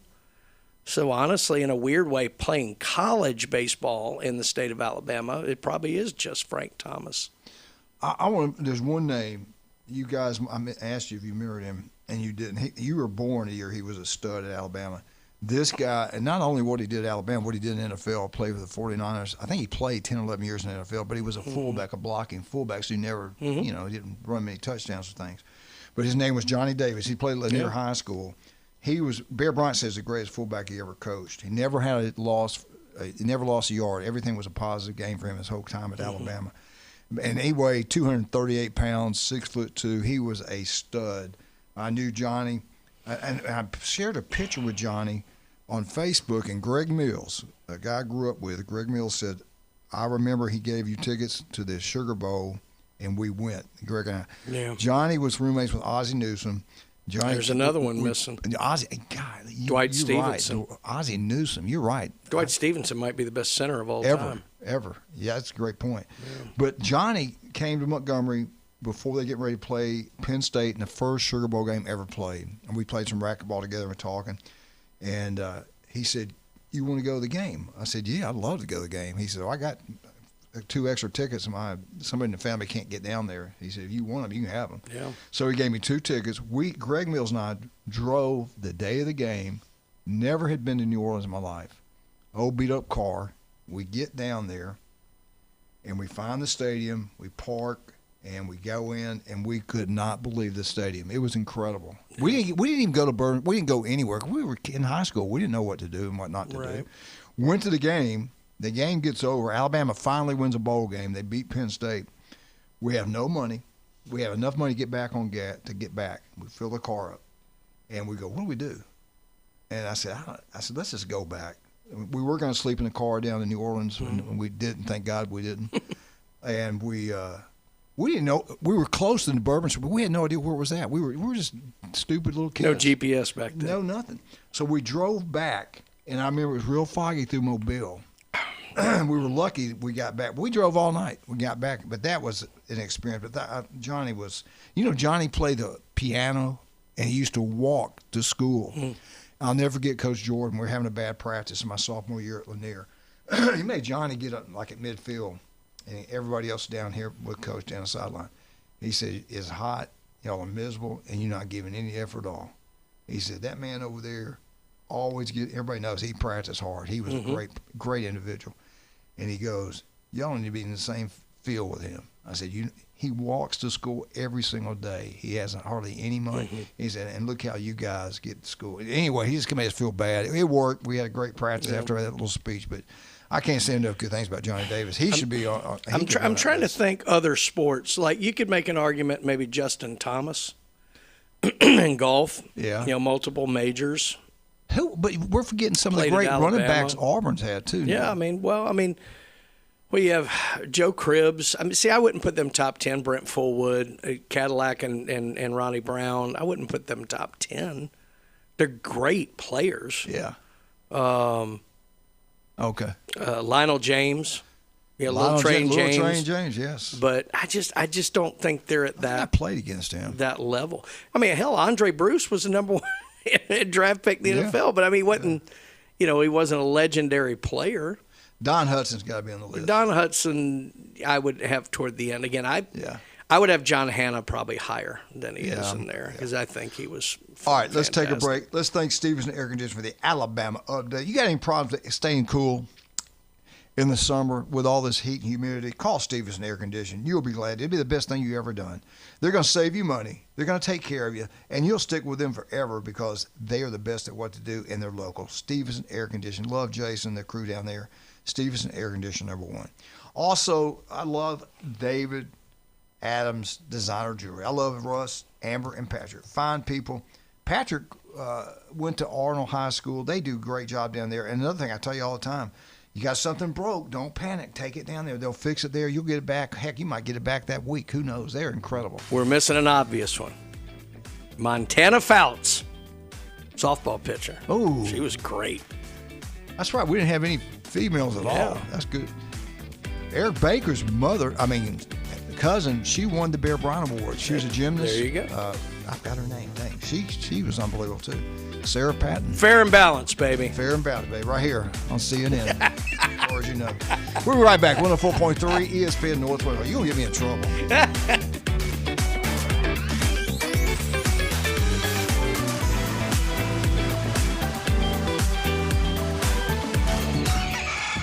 Set your alarm clock to wake up with the Coach Hale Show on ESPN Northwest Florida. We can go to a youth sporting event, drink, and you know how they can get when they don't get their way? Man, that could create a problem. In-depth local and college sports from expert insiders and a dash of controversy.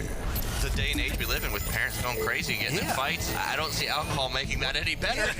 Weekday mornings 7 to 9. 5 minutes can save your life. ESPN Northwest Florida. Good morning. This is Anna on ESPN Northwest Florida with Wednesday's weather forecast. A likelihood of thunderstorms and partly cloudy this afternoon. An evening with a high near 88 and a wind 18 to 22 miles per hour. Mostly clear skies tonight, a moderate breeze and a temperature of 82. About the same tomorrow, around 90 with mostly sunshine and a wind around 16 miles per hour coming out of the south. Mostly sunny Friday and hot around 90. This forecast is brought to you by Earthworks of Northwest Florida. Thank you for keeping that dial at ESPN Northwest Florida. Rely on it. The legendary Pepper's Mexican Grill and Cantina, home for the most popular drink specials in town and now on the beach. Enjoy 2-for-1 house margaritas and draft beer all day, every day. 10% off on Military Mondays, and Tuesdays kids eat free with an adult. Pepper's Mexican Grill and Cantina, now with 2 locations. Back Beach next to Home Depot and Highway 77. You've been low-key thinking about dropping a podcast. Well, now is the time to start, brah. Sports, politics, finance, science, health, real estate, music, interviews, surfing, conspiracy theories, or alien abductions. Ready to main character your own content? We can make it happen with Turnkey Podcast Productions from 104.3 ESPN Northwest Florida. Our local, modern, state-of-the-art multimedia recording studio is now available for booking, starting at just $100 an episode. Take your fandom to the next level. For more information, text the keyword studio to 850-215-6290. Text studio to 850-215-6290. Text studio 215-6290 or jam over to espnpc.com. Bruh. This is where heroes are created, legends are born, and dynasties forged. The Sports Talk Master, ESPN Northwest Florida. Now back to the Coach James Hale Show inside the J. Michaels studio.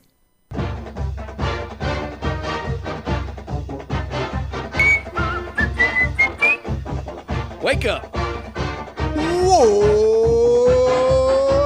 Eagle! Hey, Martha, Kenny, James, Jenna. Can't wait. Next week we'll have Mark in here, talk to him about all these articles he's writing. He's writing some really good stuff, too. And I agree with a lot of things he's saying. We've talked about some of the stuff right here. I think Auburn hit a home run getting Golish as the head football coach. I truly do. Auburn is 6-18 one-possession games over the last 5 years.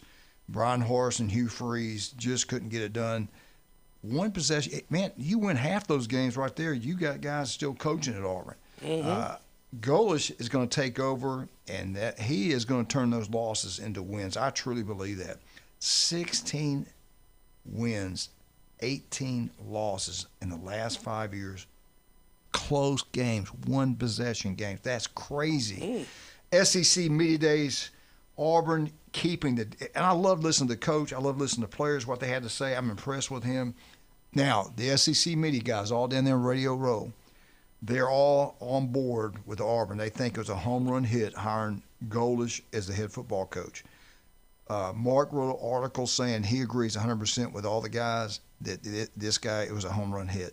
Look what he did at South Florida. Look what he did as an offensive coordinator at Tennessee. Spread you out all over the field, put so much pressure on the defense. If you ever coach defense and you see what he does, it would give you fits. And especially if you love playing man covers like Saban did and you screw up, it's a touchdown because of the way they have you spread out. And when our boy Pete was calling the plays, they never got out of man coverage that year, and Bama gave up 50-something points and lost the ball game. The next year we went to the game, we saw zone coverage, and Bama wins that football game, and Bama's defense played a lot better. But I think Auburn hit a home run with Coach. I think he's doing an incredible job. This is what they have, Brian and James, coming back on the offense side of the ball. They got 56% of the offense returning. We know what they brought in, the players from South Florida. They brought in the receivers, the quarterback, and the key. We'll get back to the key. Defensively, they got 58% of the defense coming back for Auburn on the defense side of the ball.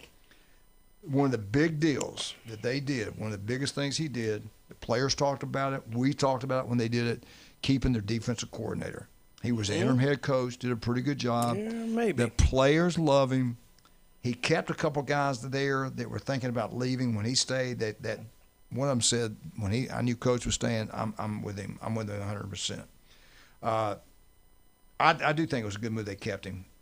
We know the offense is going to be – if the quarterback can play, I know the offense will be good. Defense is going to be good. You're going to see these close games turn to victories. I truly believe that. They got a lot of new players, but they've played in the system last year at South Florida. I think that does help. We saw the same situation in Indiana when James Madison brought other players in with Coach. They knew the system. It worked out pretty good for them. Auburn, all they got to do is win these close games. Make them close games, win these close games.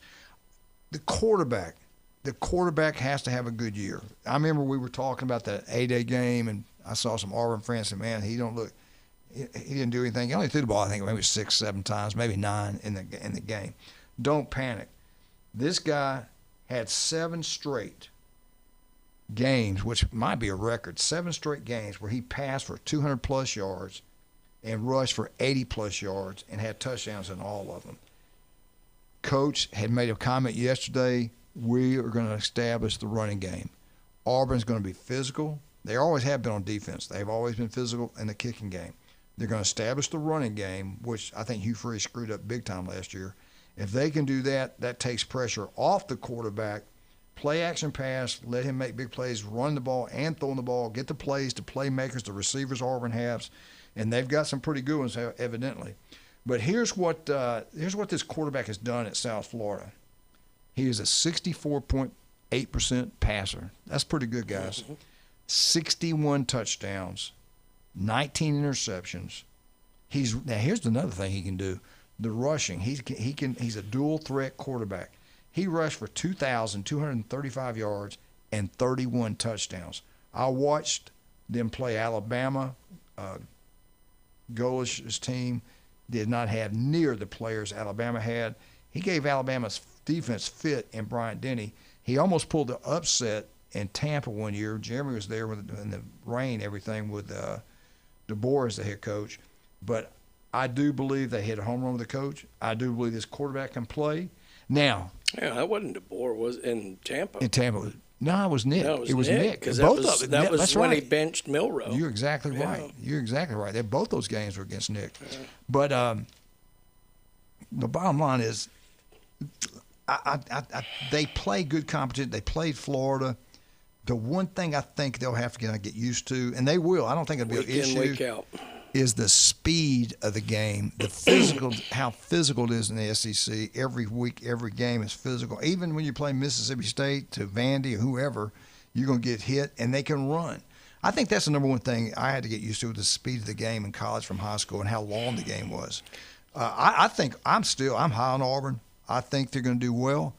They've had 5 losing seasons. I say it again, week 3, the winner of that ball game, I think gets to 8 wins. The loser might get 7. Hell, who knows? They might get 9. I do think Florida and Auburn are going to be 2 of the most improved teams.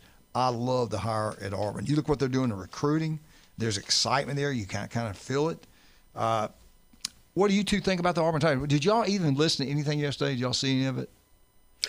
No, I figured he would have spent the whole time talking about the real test on their schedule, September 12th, when Southern Miss comes to town. Baby, you better be ready to play when you play the Harvard of the South. A couple things. One, I'm a little worried he might have a little bit of the same problem DeBoer had his first year. If you go back and look at DeBoer, he always got up for the big games because that was kind of what he dealt with out at Washington. He would have a couple of big games a year. The rest he could just kind of float through. I think that's a little bit of what Golish dealt with maybe at South Florida, and his conference wasn't that tough, but he would get up for the Florida or the Alabama or whatever. Georgia. When you come into the SEC, if you look at DeBoer, his first year he was great against Georgia. He was great against the big teams. And then he'd lose to Vandy. He beat Georgia 2 years in a row. And he'd lose to Oklahoma. And he'd lose, so he didn't get up for every game. He got a little better with that last year. He got better on the road and things. So that could be an issue. 2, structurally, I don't like the Durkin thing. I get it. He's a great defensive coordinator. If you just look at it myopically through that, it's great, and it could work. Mhm. I just know this. Structurally, that almost never works. You're saying a guy that wanted the job and has had a the group job of people who and then wanted him didn't to get the job. Yeah. I mean, you go I get back it. go I back and get look at what's his name, Kevin Steele. I get it. How that fractured things. So I'm going to be watching that. The other thing that I'm a little bit concerned about for Auburn, I think they're about a year away from having enough depth. And if you look, their break comes fairly early, and then they have 7 straight games after the break when that depth really kicks in. To start that 7-game stretch, you go Georgia, LSU, Ole Miss, 2 on the road. So if your depth's already a little bit hurting, you got those 3 physical games. Now you have 2 games you really should win in Arkansas and Mississippi State. But if you're beat up enough, those could be no doubt a little iffy. So I worry a little bit about those 3 things. I think Auburn's going to have a winning season, which we got to remember. If you're an Auburn fan, that's a positive step. It's been 5 years. 7-5 it's not what we want. We'd love to be 8-4, 9-3. 7-5 is a good positive step. So in my mind, that's where Auburn fans should be shooting, 7-5, and then be thrilled if we go better than that in the first year. But that's achievable. Yeah, I just think the coaching is going to be the critical issue. They're going to be better, is what I'm trying to say. Auburn, you go back and look at the games they lost, 18 of them, one-possession games. Yeah.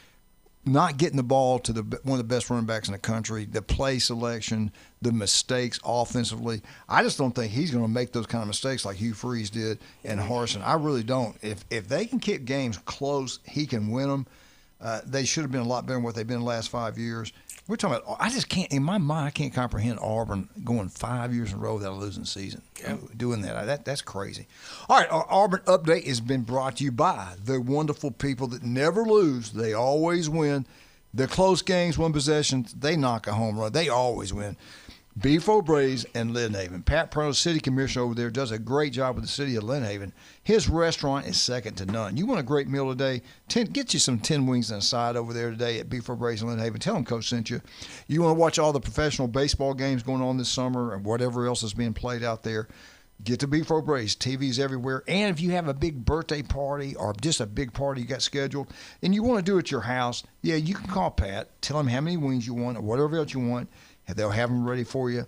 You wouldn't believe how many wings they sell to go during college football season. It's crazy. You're already down that way. Let's go see Pat, Patrick, Russ, and Amber. Where are we going? We're going to David Adamson. We're going to get our jewelry. We're going to go see the best jewelry in Bay County, the most beautiful jewelry that you can find around here. Not only that, they'll fix it for you if you need it fixed. 1 in 5 develop skin cancer. It can be deadly. Dr. Ward is the answer.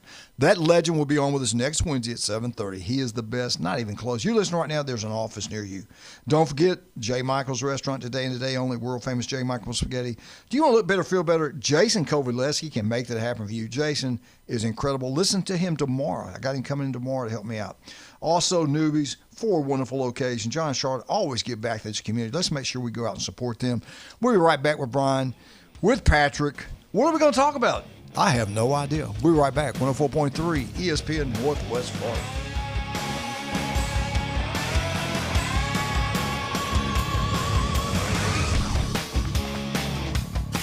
ESPN Northwest Florida. It's the Coach James Hale Show. Lane Kiffin should be the 4th coach to win a national championship there. They will do whatever it takes to win, and they will fire you in a heartbeat. So somehow, some way, they got plenty of money down there. A bit of oil money, at least in Louisiana. So, and children's hospitals are going to suffer in the next 10 years if they really win a championship. Weekday morning 7 to 9, ESPN Northwest Florida. Your safety and proper care of your boat in an emergency is crucial. When it comes to on-water assistance, response time is everything. And since 1996, in the Bay or on the Gulf, it's SeaTow. SeaTow's Coast Guard licensed captains are on the scene in an average of 1 hour or less. SeaTow gets members home or back to boating faster. Become a member today at SeaTow.com or call 850-234-2323. With over 4 decades in business, Instant Replay Sports Cards is happy to take your collection to the next level. All new hobby boxes, signed memorabilia and supplies, new and vintage cards and Pokemon. Buy, sell, and trade. They're an authorized source for Topps, Panini, Upper Deck, and Leaf cards. Instant Replay Sports Cards inside the Stanford Station on 23rd Street next to Academy Sports. Come see the bigger store and the larger inventory, or visit online, InstantReplaySportsCards.com. Golf is a game that should be fun, but to have the most fun, you need to play your best. That's where the experts at Golf Plus come in. Their friendly staff will guide you through the buying process, answer all your questions, and can help with any repairs you need along the way. Golf Plus is your custom fitting, club repair, and golf retail shop. Golf Plus staff is non-commissioned and will work with you to find the best product for your game, just like they've been doing since 1988. Golf Plus in Panama City Beach. Fitting, repair, retail. That's Golf Plus. He's a beacon of light to many and an inspiration to all. Winning. The Coach James Hale Show, live from the J. Michaels Studio. 104.3 ESPN Northwest Florida. We're back, 104.3 ESPN Northwest Florida, 215-6290. I never tell you people to call us, but if you'd like to call us. If not, that's okay. I won't talk to you anymore. People are afraid of losing IQ points if they call us. That's right, baby. We're intimidating. We intimidate people here on 104.3 ESPN Northwest Florida. All right, let's get into SEC Media Days. Tuesday, I thought was a pretty good day. I love Kirby Smart. He looks good. He's lost a little bit of weight. Asked him, I got tickled at him, asked him Lane Kiffin. They asked questions about him and Lane Kiffin. It's pretty cool. And then one reporter, reminded me of Nick Saban. He reminds me a lot of Nick Saban. One reporter, you could tell he didn't like the question. And I think he's sick of hearing about his receivers. And I've said it, and I think you have too, but I've said it several times. If they can throw the ball downfield, if they make big plays out of the passing game, watch out. I think they can win it all. I think that's the key to their success this year. Defensively, they're going to be really – they got 72% of the production back on defense. They got 16 starters back. 63% of the production of offense or starters are back on the offense side of the ball. The quarterback's back. Can he get the ball to playmakers downfield? If he can do that, I think they can win everything. I think they win the SEC. I think they can win the national championship. He still practiced the old-fashioned way. Georgia will be a very physical football team. Their offensive line is huge. Their offensive line has a chance to have one of the best offensive line in college football. But one reporter, and he even called the guy's name out after when he answered the question, I'm glad I think his name was Steve. Let's just say his name was Steve. Well, Steve, I'm glad you keep bringing that question up to me because I use that to motivate our receivers that, and I'll let them know you asked again about our receivers. In other words, you're saying our receivers ain't worth the crap, and he'll make sure that they know that. Kirby's the best. I still think he's the number one coach in the country. What do you two think about the Georgia Bulldogs? Where do you guys have them? Do you have them in your top Final Four or no? I mean, they're a possible Final Four team for me. It's my team for the SEC this year. So if it's going to be an SEC team in the top four for me, it is the Bulldogs. I agree. I love them. I really love their team this year. I think it's really laid out pretty well for them. Schedule's easier. I always like teams that have a starting quarterback. Who are your Final Four? Who's your Final Four right now? If you had to pick. Oh God! I mean, obviously there's a lot that has to play out and how they draw, but let's say Georgia, I think is. Ohio State, Notre Dame. Easy schedule. I'm telling you. Yeah, but now we're talking about Final Four. Yeah. So they've got to win some playoff games in there. So the easy schedule doesn't matter as much. I'll put Notre Dame in there. Georgia, Ohio State, Notre Dame. Right? You can change it. No, I'm trying to decide between a couple. I'll take Oregon. Ooh, a new one. Okay. I'll take Oregon. Pat, James, you and I, we talked about this yesterday, and I think you had Lane Kiffin brought it up, and I agree with 100%. We were talking about the 9 SEC games. He goes, another thing you don't look at, when we play another team that we know we have better players, we can play more players, we can develop the young guys, and you rest. You don't have so many reps for your starters, so less of injury. Notre Dame has that luxury this year almost the entire season. I think they're going to be healthy during the playoff run. That's the reason I got them in there. Ohio State, I've got in because they're so talented. Georgia, I think's in there. My fourth team, I go back and forth from Miami having the 45th easiest schedule or Texas, which has an unbelievable roster. But I'm kind of like you. In the back, I can't forget about Oregon either. Their quarterback's back. Landy's done a great job. I think he's 48-6. And let me ask you this. I'm going to ask Jason and Jim this when I see them. I was thinking about this day. Could it be another year where the Big Ten wins it again, and would it be a different team? And if it's a different team, it has to probably be Oregon. Yeah. Wouldn't you think? If it's a different team, yes. Yeah. If it's a repeat, I don't think it's going to be Indiana this year.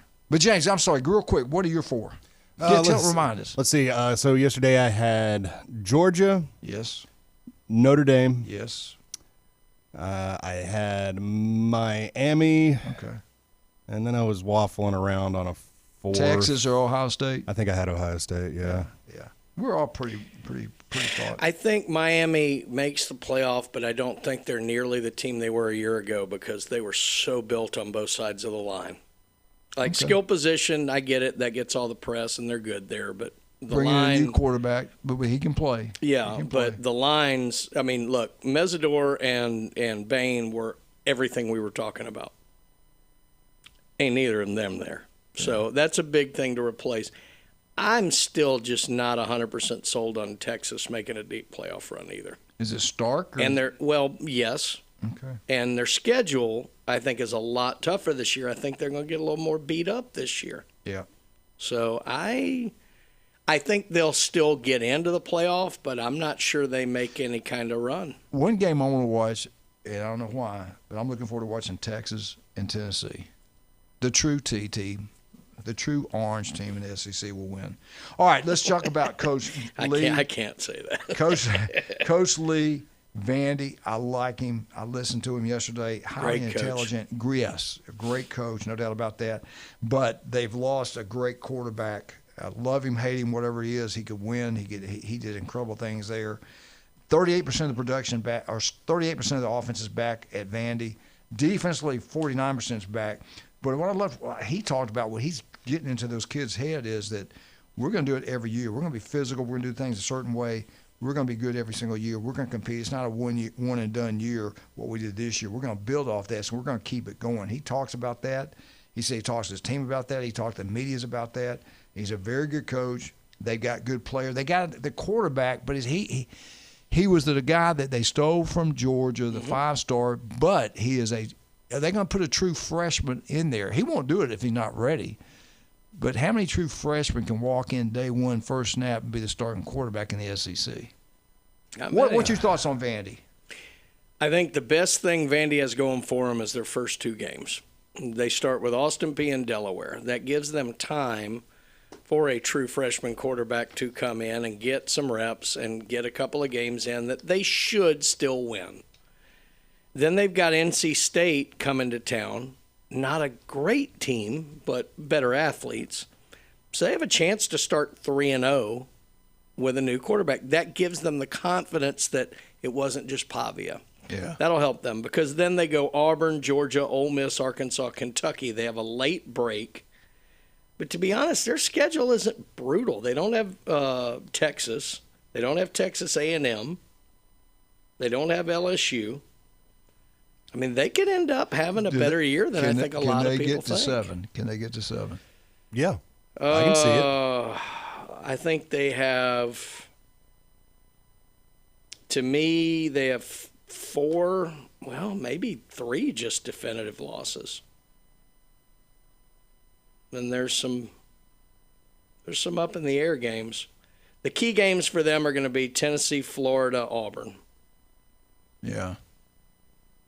Those are the ones that determine their year. Because they should be able to play with or beat Mississippi State. Where do they play? Did they say where they play Auburn? Where do they say They play Auburn at Auburn. Okay. Good luck with that. Now, that's coming out of Auburn's Florida game, so it could be a letdown for Auburn. Yeah. But, Georgia's going to beat them. I think Ole Miss is going to beat them. I think Alabama's going to beat them. Florida should beat them. Tennessee should beat them. Auburn should beat them. That's 6-6. Yeah. I'm saying I think they get to 7. Okay. No, I think I'm going to say 6-6 with a new quarterback. All right, let's get into Frank Beamer, South Carolina. I like him. I think he does a good job. I think that's a good job. They just don't have the money that some of these other schools, and they expect them to do better. They want them to be up there. Well, I think Spurrier spoiled them that 3 years. What he did there maybe not happen for a long time, and they want that, and they put pressure on coaches, and they'll get rid of you up there. But let's look at their offense. 76% of their offense is back. I do believe the quarterback's back also. 61% of the defense is back. So they might be a little better than people think.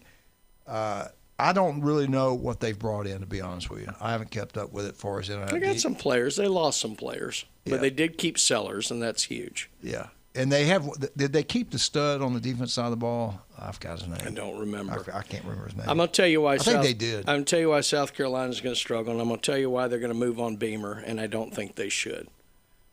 They're one of the few teams. In fact, I think they're the only team in the SEC that has a 6-6 schedule. 6, then a break, and then 6. So the first 6 are Kent, Towson, Mississippi State, Alabama, Kentucky, Florida. They could easily be 4-2. If some things go right, they could be 5-1 through that first run. Now listen to the back half of their schedule. Tennessee, Oklahoma, A&M, Arkansas, Georgia, Clemson. Ooh. They could be 0-6 or 1-5 in that run. I'm going to give them 2-4. I got them winning. Listen to what you just said. Tennessee at home. They'd be lucky to win 6. Oklahoma on the road. A&M at home. Arkansas on the road. Georgia at home. Clemson on the road. Clemson at Clemson. Yeah. Ooh. I think they go 1-5 down the stretch and they fire him. Yeah. So I mean it's the schedule for me with South Carolina. If you're going to lose, you want to lose early. That's brutal run in. Yeah. That's crazy. I mean, if he loses to Arkansas, is he fired after that game? No. He loses to Clemson. If he goes I think if he 1-5, loses to he's Arkansas, gone. he is, because they will have lost 3 weeks before too. Do you realize that though? What you just said? That's brutal. That stretch right there. That 6-game stretch is insane. You lose to Clemson at the very end, and especially if they get beat pretty good. But you think about it, their easy game in that last 6-game stretch is in Fayetteville. Go back to as the first I call 6. it. Go back that's to the not first an 6. easy trip. What's the first 6? The first 6, you start with. Go slow. Well, that's typically me. I can't read. Kent. Win. Towson. Win. Mississippi State. Watch yourself. Win. It is. That's at home. Alabama on the road. They almost beat them last year. They're going to lose that game. All right. Kentucky at home. Win. Florida on the road. Ugh. So let's just give them 4 there. Yeah. And Arkansas in the back end, and maybe that's it. I think they're 5-7. Golly. At best. And you're going to lose a good coach. Yep. That's what I get saying. Let's play 8. You got another win. Who knows? All right. Let's take a break. We get back. We'll finish up today. God, it's going pretty fast today. Cam Newton gets laid off ESPN, some other people. We get back. We'll ask you guys what you think about that. I like Cam Newton. I love the way he dressed. I love his hairdo. I try to copy him as much as I can. Yeah, you showed him about the hats. Yes, no doubt about that. We are pumped up. We got Outlaws Barbecue. I love Paul. Where are they located? Well, guess what? They're on Thomas Drive. Past the curve, Newbies 2 on the curve. Go out there and watch some sporting events, have a good drink. Then go get some barbecue food. It's probably about not quite halfway between Newbies on the curve and the mothership. It's on the right-hand side as you head down to the mothership. Outlaws Barbecue is absolutely outstanding. Oof. Now, listen, they're closed. You're talking about a day now. Newbies, then Outlaws, and Newbies 2? I'm going to go have lunch there on Thursday. Julie and I want to go there. They got great barbecue. I love Paul, a great guy. He's from Alabama, by the way. A great owner. They're on Thomas Drive. They're closed on Mondays. Sundays, Tuesdays, and Wednesdays and Thursdays from 11 o'clock to 9. Fridays and Saturdays, they're from 11 to 10. Live music on Thursday, Friday, and Saturday. Outlaws Barbecue. Go check it out. You'll be glad you did. We'll be right back.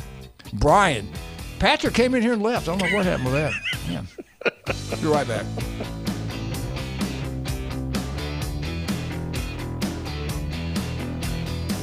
ESPN Northwest Florida.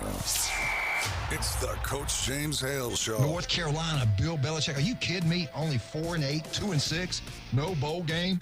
Does he work his magic? Does he get to 7-6 wins and go to a bowl game? No, I think college football is totally different. It takes a lot more energy to build these programs and to be connected, and I just don't see it from him. The shocker, he goes 6-6 and he goes to bowl game. Mark it down. It's his girlfriend. Job. You got a good looking girlfriend. Got to give him a little credit. Weekday morning 7 to 9. ESPN Northwest Florida. Good morning. This is Anna on ESPN Northwest Florida with Wednesday's weather forecast. A likelihood of thunderstorms and partly cloudy this afternoon. An evening with a high near 88 and a wind 18 to 22 miles per hour. Mostly clear skies tonight, a moderate breeze and a temperature of 82. About the same tomorrow, around 90 with mostly sunshine and a wind around 16 miles per hour coming out of the south. Mostly sunny Friday and hot around 90. This forecast is brought to you by Earthworks of Northwest Florida. Thank you for keeping that dial at ESPN Northwest Florida. Rely on it. Your biggest investment is your home. Protect it while also improving its appearance with Earthworks of Northwest Florida. We have sand, mulch, gravel, or lay down decorative stone, all available for pickup and delivery. Discover your dream landscape with Earthworks of Northwest Florida. Imagine the moment you proudly pull up to your home that you've worked so hard for, enhanced by quality mulch, decorative stones, and more. Let's make it happen today. Request a quote online at earthworkspc.com or swing by the office at 2005 Industrial Drive. Love the land you live on. Hurricane damage can be devastating. If you've been impacted by a hurricane, the last thing you want is to be taken advantage of. Contractors who show up immediately following a disaster could be scammers looking to make a profit off your insurance claim. They make promises that sound too good to be true to convince you to sign a contract. Don't be victimized a second time. Listen to your gut and don't be afraid to say no. If you suspect fraud, contact NICB at reportinsurancefraud.org. A public service message from the National Insurance Crime Bureau. The Coach James Hale Show is live and local from the J. Michaels studio. They got something that money couldn't buy. I was noticing when you come down the stairs that you've got pretty legs. All right, I'll tell you a story without a happy ending. Y'all following this? ESPN Northwest Florida.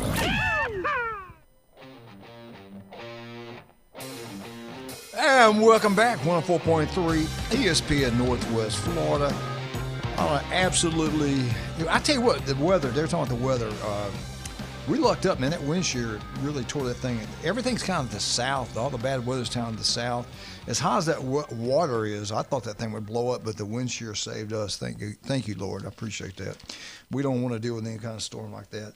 I have so many other notes here. I really don't know where I want to go to. Yeah, I do. I do want to know. I want to test you, too. Okay. It's going to be tough. I think it's going to be hard. All right. Longest Power 4 home winning streak. Who are the top four? Who are they, and what's the number? No looking at computers, James. So games at home in a row without a loss. Longest Power 4 home winning streak. Top four, and there's actually tied at number 4. I know one I want to say, but a few years ago, they used to have trouble. Like, they'd always lose one key game at home. But I'm going to start with them anyway. I'm going to say Georgia. You agree or disagree? I could see that. I could see Georgia playing well at Stanford up there. Wow. Alabama went in there last year. That's right. God bless it. Yep. Is it current win streaks or all-time win streaks? Current. Well, here, let me read one more time. Longest active Power 4 home winning streak. That was a good question. Can you say what the numbers are of wins? No. You have to, for the money. I can't believe I forgot that Georgia lost to Alabama last year. Do you want a lifeline? I'll throw one out just because their last 2 years have been incredible. Give me Indiana. You are correct, sir. Okay. Number 1 for $50, Indiana. Hey, I'll take it. What's the number? How many games in a row have they won in Indiana? The current longest active Power 4 home winning streak. 16. No. I'm thinking conference games. 26. 15. You would have been better off. That's close. Yeah, 15. That's it? Yes, 15. Okay. Who is number 2? 2 hours, yeah. Come on, James. Come on, Brian. What about Oregon?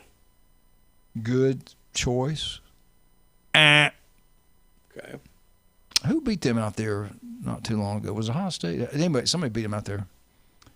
Can't remember who it was. I thought it was Oregon came and beat Ohio State in Columbus. That might have been, yeah. Not Oregon. They did not make it. Who was number 2? 3 the Boar's or not 4? lost at home, has it? Yeah, there's plenty. You saying Alabama? Yeah, no. No. They lost to Oklahoma at homecoming. How about A&M? Had a pretty big run last year. Oh, no, their playoff game was at home, wasn't it? They lost to Miami. When was the last time Notre Dame lost at home? Not Notre Dame. No, they got beat by Little Sisters of the Poor at home or something like that. Yeah, sure did. Good Lord. Let me give you a lifeline. Oh, yeah. You were right about one state. You just had the wrong team. Well, it isn't Oregon State, is it? Go Beavers. Come on, y'all think about it. I don't even remember what I said. You just said it. Do you want me to tell you who you just said? No. All right. What did I say, Georgia Tech? No. It's a big state. Texas? Yes. Like University of Texas? Yes. Texas is actually third. Okay. How many home games in a row have they won? 12. No. That's because they weren't in the playoff. 10. Close. 9. Correct. For only $25. All right. Number 1, Indiana, 15 games in a row. At number 3, Texas, with only 9 games in a row. Welcome to the NFL. Who is number 2 and who's number 4? There's a tie at number 4. Texas Tech? Texas Tech. You are correct, sir. That's a good one. At number 4, with 8 home games in a row, they're tied with somebody else. Who are they tied with at number 4? You got 2 teams to select. Y'all doing good. How about the Ohio State University? You are correct, my friend. Ohio State is tied with Texas State with 8 games in a row. So we're missing number 2. Number 1's Indiana, 15 games in a row. Number 3 was Texas with 9 in a row. Number 4 was tied with Ohio State, Texas Tech with 8 home games in a row. Y'all doing good. Who's next? Is it going to be a team we're not really going to think of because they're not in the South? Yeah, is it like a James Madison? No, it's not James Madison. How about Utah? No, absolutely not. No way. You said that with vinegar. Yes. He says no. No. Power Conference? Yes. Power. Would you like to know for $25 what conference? Yes. SEC. What? SEC.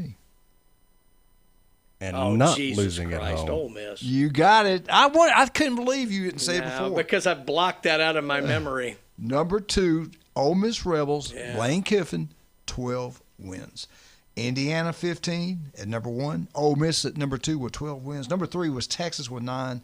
Number 4 was Ohio State, 8. Texas Tech, 8. Who beat Texas, the last home team to go in there and to beat Texas? And they physically beat them. To beat them there? Mm-hmm. It was an SEC team. Yes, it was. Alabama beat them there. No. They did, but that was a long further time away. ago. Yeah. You can look it up on the computer. Because I don't know.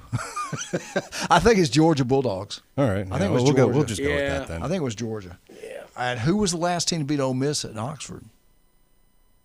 Good Lord.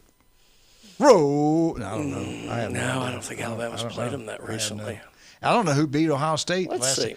Who beat Ohio State at Ohio State? Was it Michigan? I'm going to say Michigan Yeah, when it they tried to would be plant the Michigan. flag. Yeah.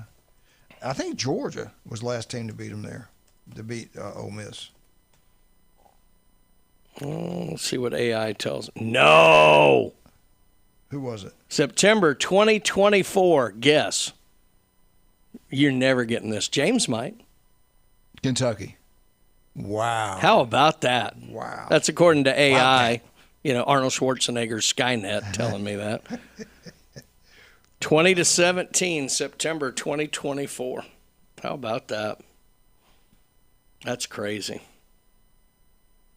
Last team to beat. Who else were we asking? Texas. Texas. I think it was Georgia. I'm pretty sure. Let's see. Last team to beat them in Austin says Clemson in the playoff a couple of years ago. No, that's wrong. I got Georgia It's gotta be Georgia. 2025. Yeah, Georgia. I think it was the way I typed it. Remember they were all upset about the call. There was a penalty, and I think it went in Georgia's way, and Texas went absolutely nuts. I remember that game. It was Georgia. I know it was Georgia. Well, hang on now. Because that was no, they beat Clemson. That's what it is. Yeah. Yeah. All right, we got 2 minutes. That's the way I typed it in. We got a special guest tomorrow. They were members of the 1976, and I don't think I met them. I got to let them know where they play. Hopefully they'll be here. I know Jason's going to be with us. We have some football players that played in the 1976 state championship Bay High School football team. They're going to raise money and have the scholarship they give out to celebrate the 50-year anniversary of winning the only state championship in the Great Bay County area. And I think the number they want to reach is like $50,000. So make sure you listen to us tomorrow. And if you can help these guys out, that'd be a great thing to do. And again, we'll know who shows up tomorrow, and we'll go with it and have a great time. If they don't show up tomorrow, we'll have a great time anyway. Have a wonderful time. We'll have a great time. And again, the big local news: Gordy Pondergrass did not call me and ask me to take the Weewaw job, so I'll never forgive him. I'm glad you told me about it. I didn't know anything about it. Jeremy Pridgeon didn't tell me anything about it. I don't know what's going on. These are highly intelligent individuals. They are. They truly are. They're the best. SEC Media Day. James, what do you got right after us? We got Coach DeBoer, Alabama on the SEC Network. That is correct, 9:05. And who's second? Is it... Coming up second, I think it's Summerall. Today. It is going to be Summerall, 10:30. 1:30 we got Golding, and 2:55 we got Elko. I hope Coach DeBoer comes out there and in his opening statement goes, I would like to address something. Coach James Hale, leave me the hell alone. I got to be careful because Jeff's on here and Jamie cover him all the time. As a matter of fact, I think one of them is interviewing him Friday. But I love Coach DeBoer. I think he's a great coach. I just don't know sure about the offense fitting in Alabama. We'll see. Year 3 is going to be great. Be positive, Nick Saban says, so I believe it. I'm a believer. We're out. 104.3. Thank you, guys. 104.3 ESPN Northwest Florida.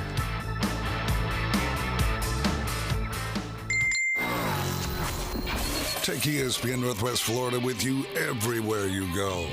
Anytime, anyplace, anywhere. The sports talk and live play-by-play doesn't have to end when you get out of the car. The ESPN Northwest Florida app streams your favorite sports talk hosts and the biggest games in ultra-high fidelity. This is of utmost importance in travel. Take the sports talk monster with you anywhere you go. Available for Android and iPhone. Use it anywhere or any place.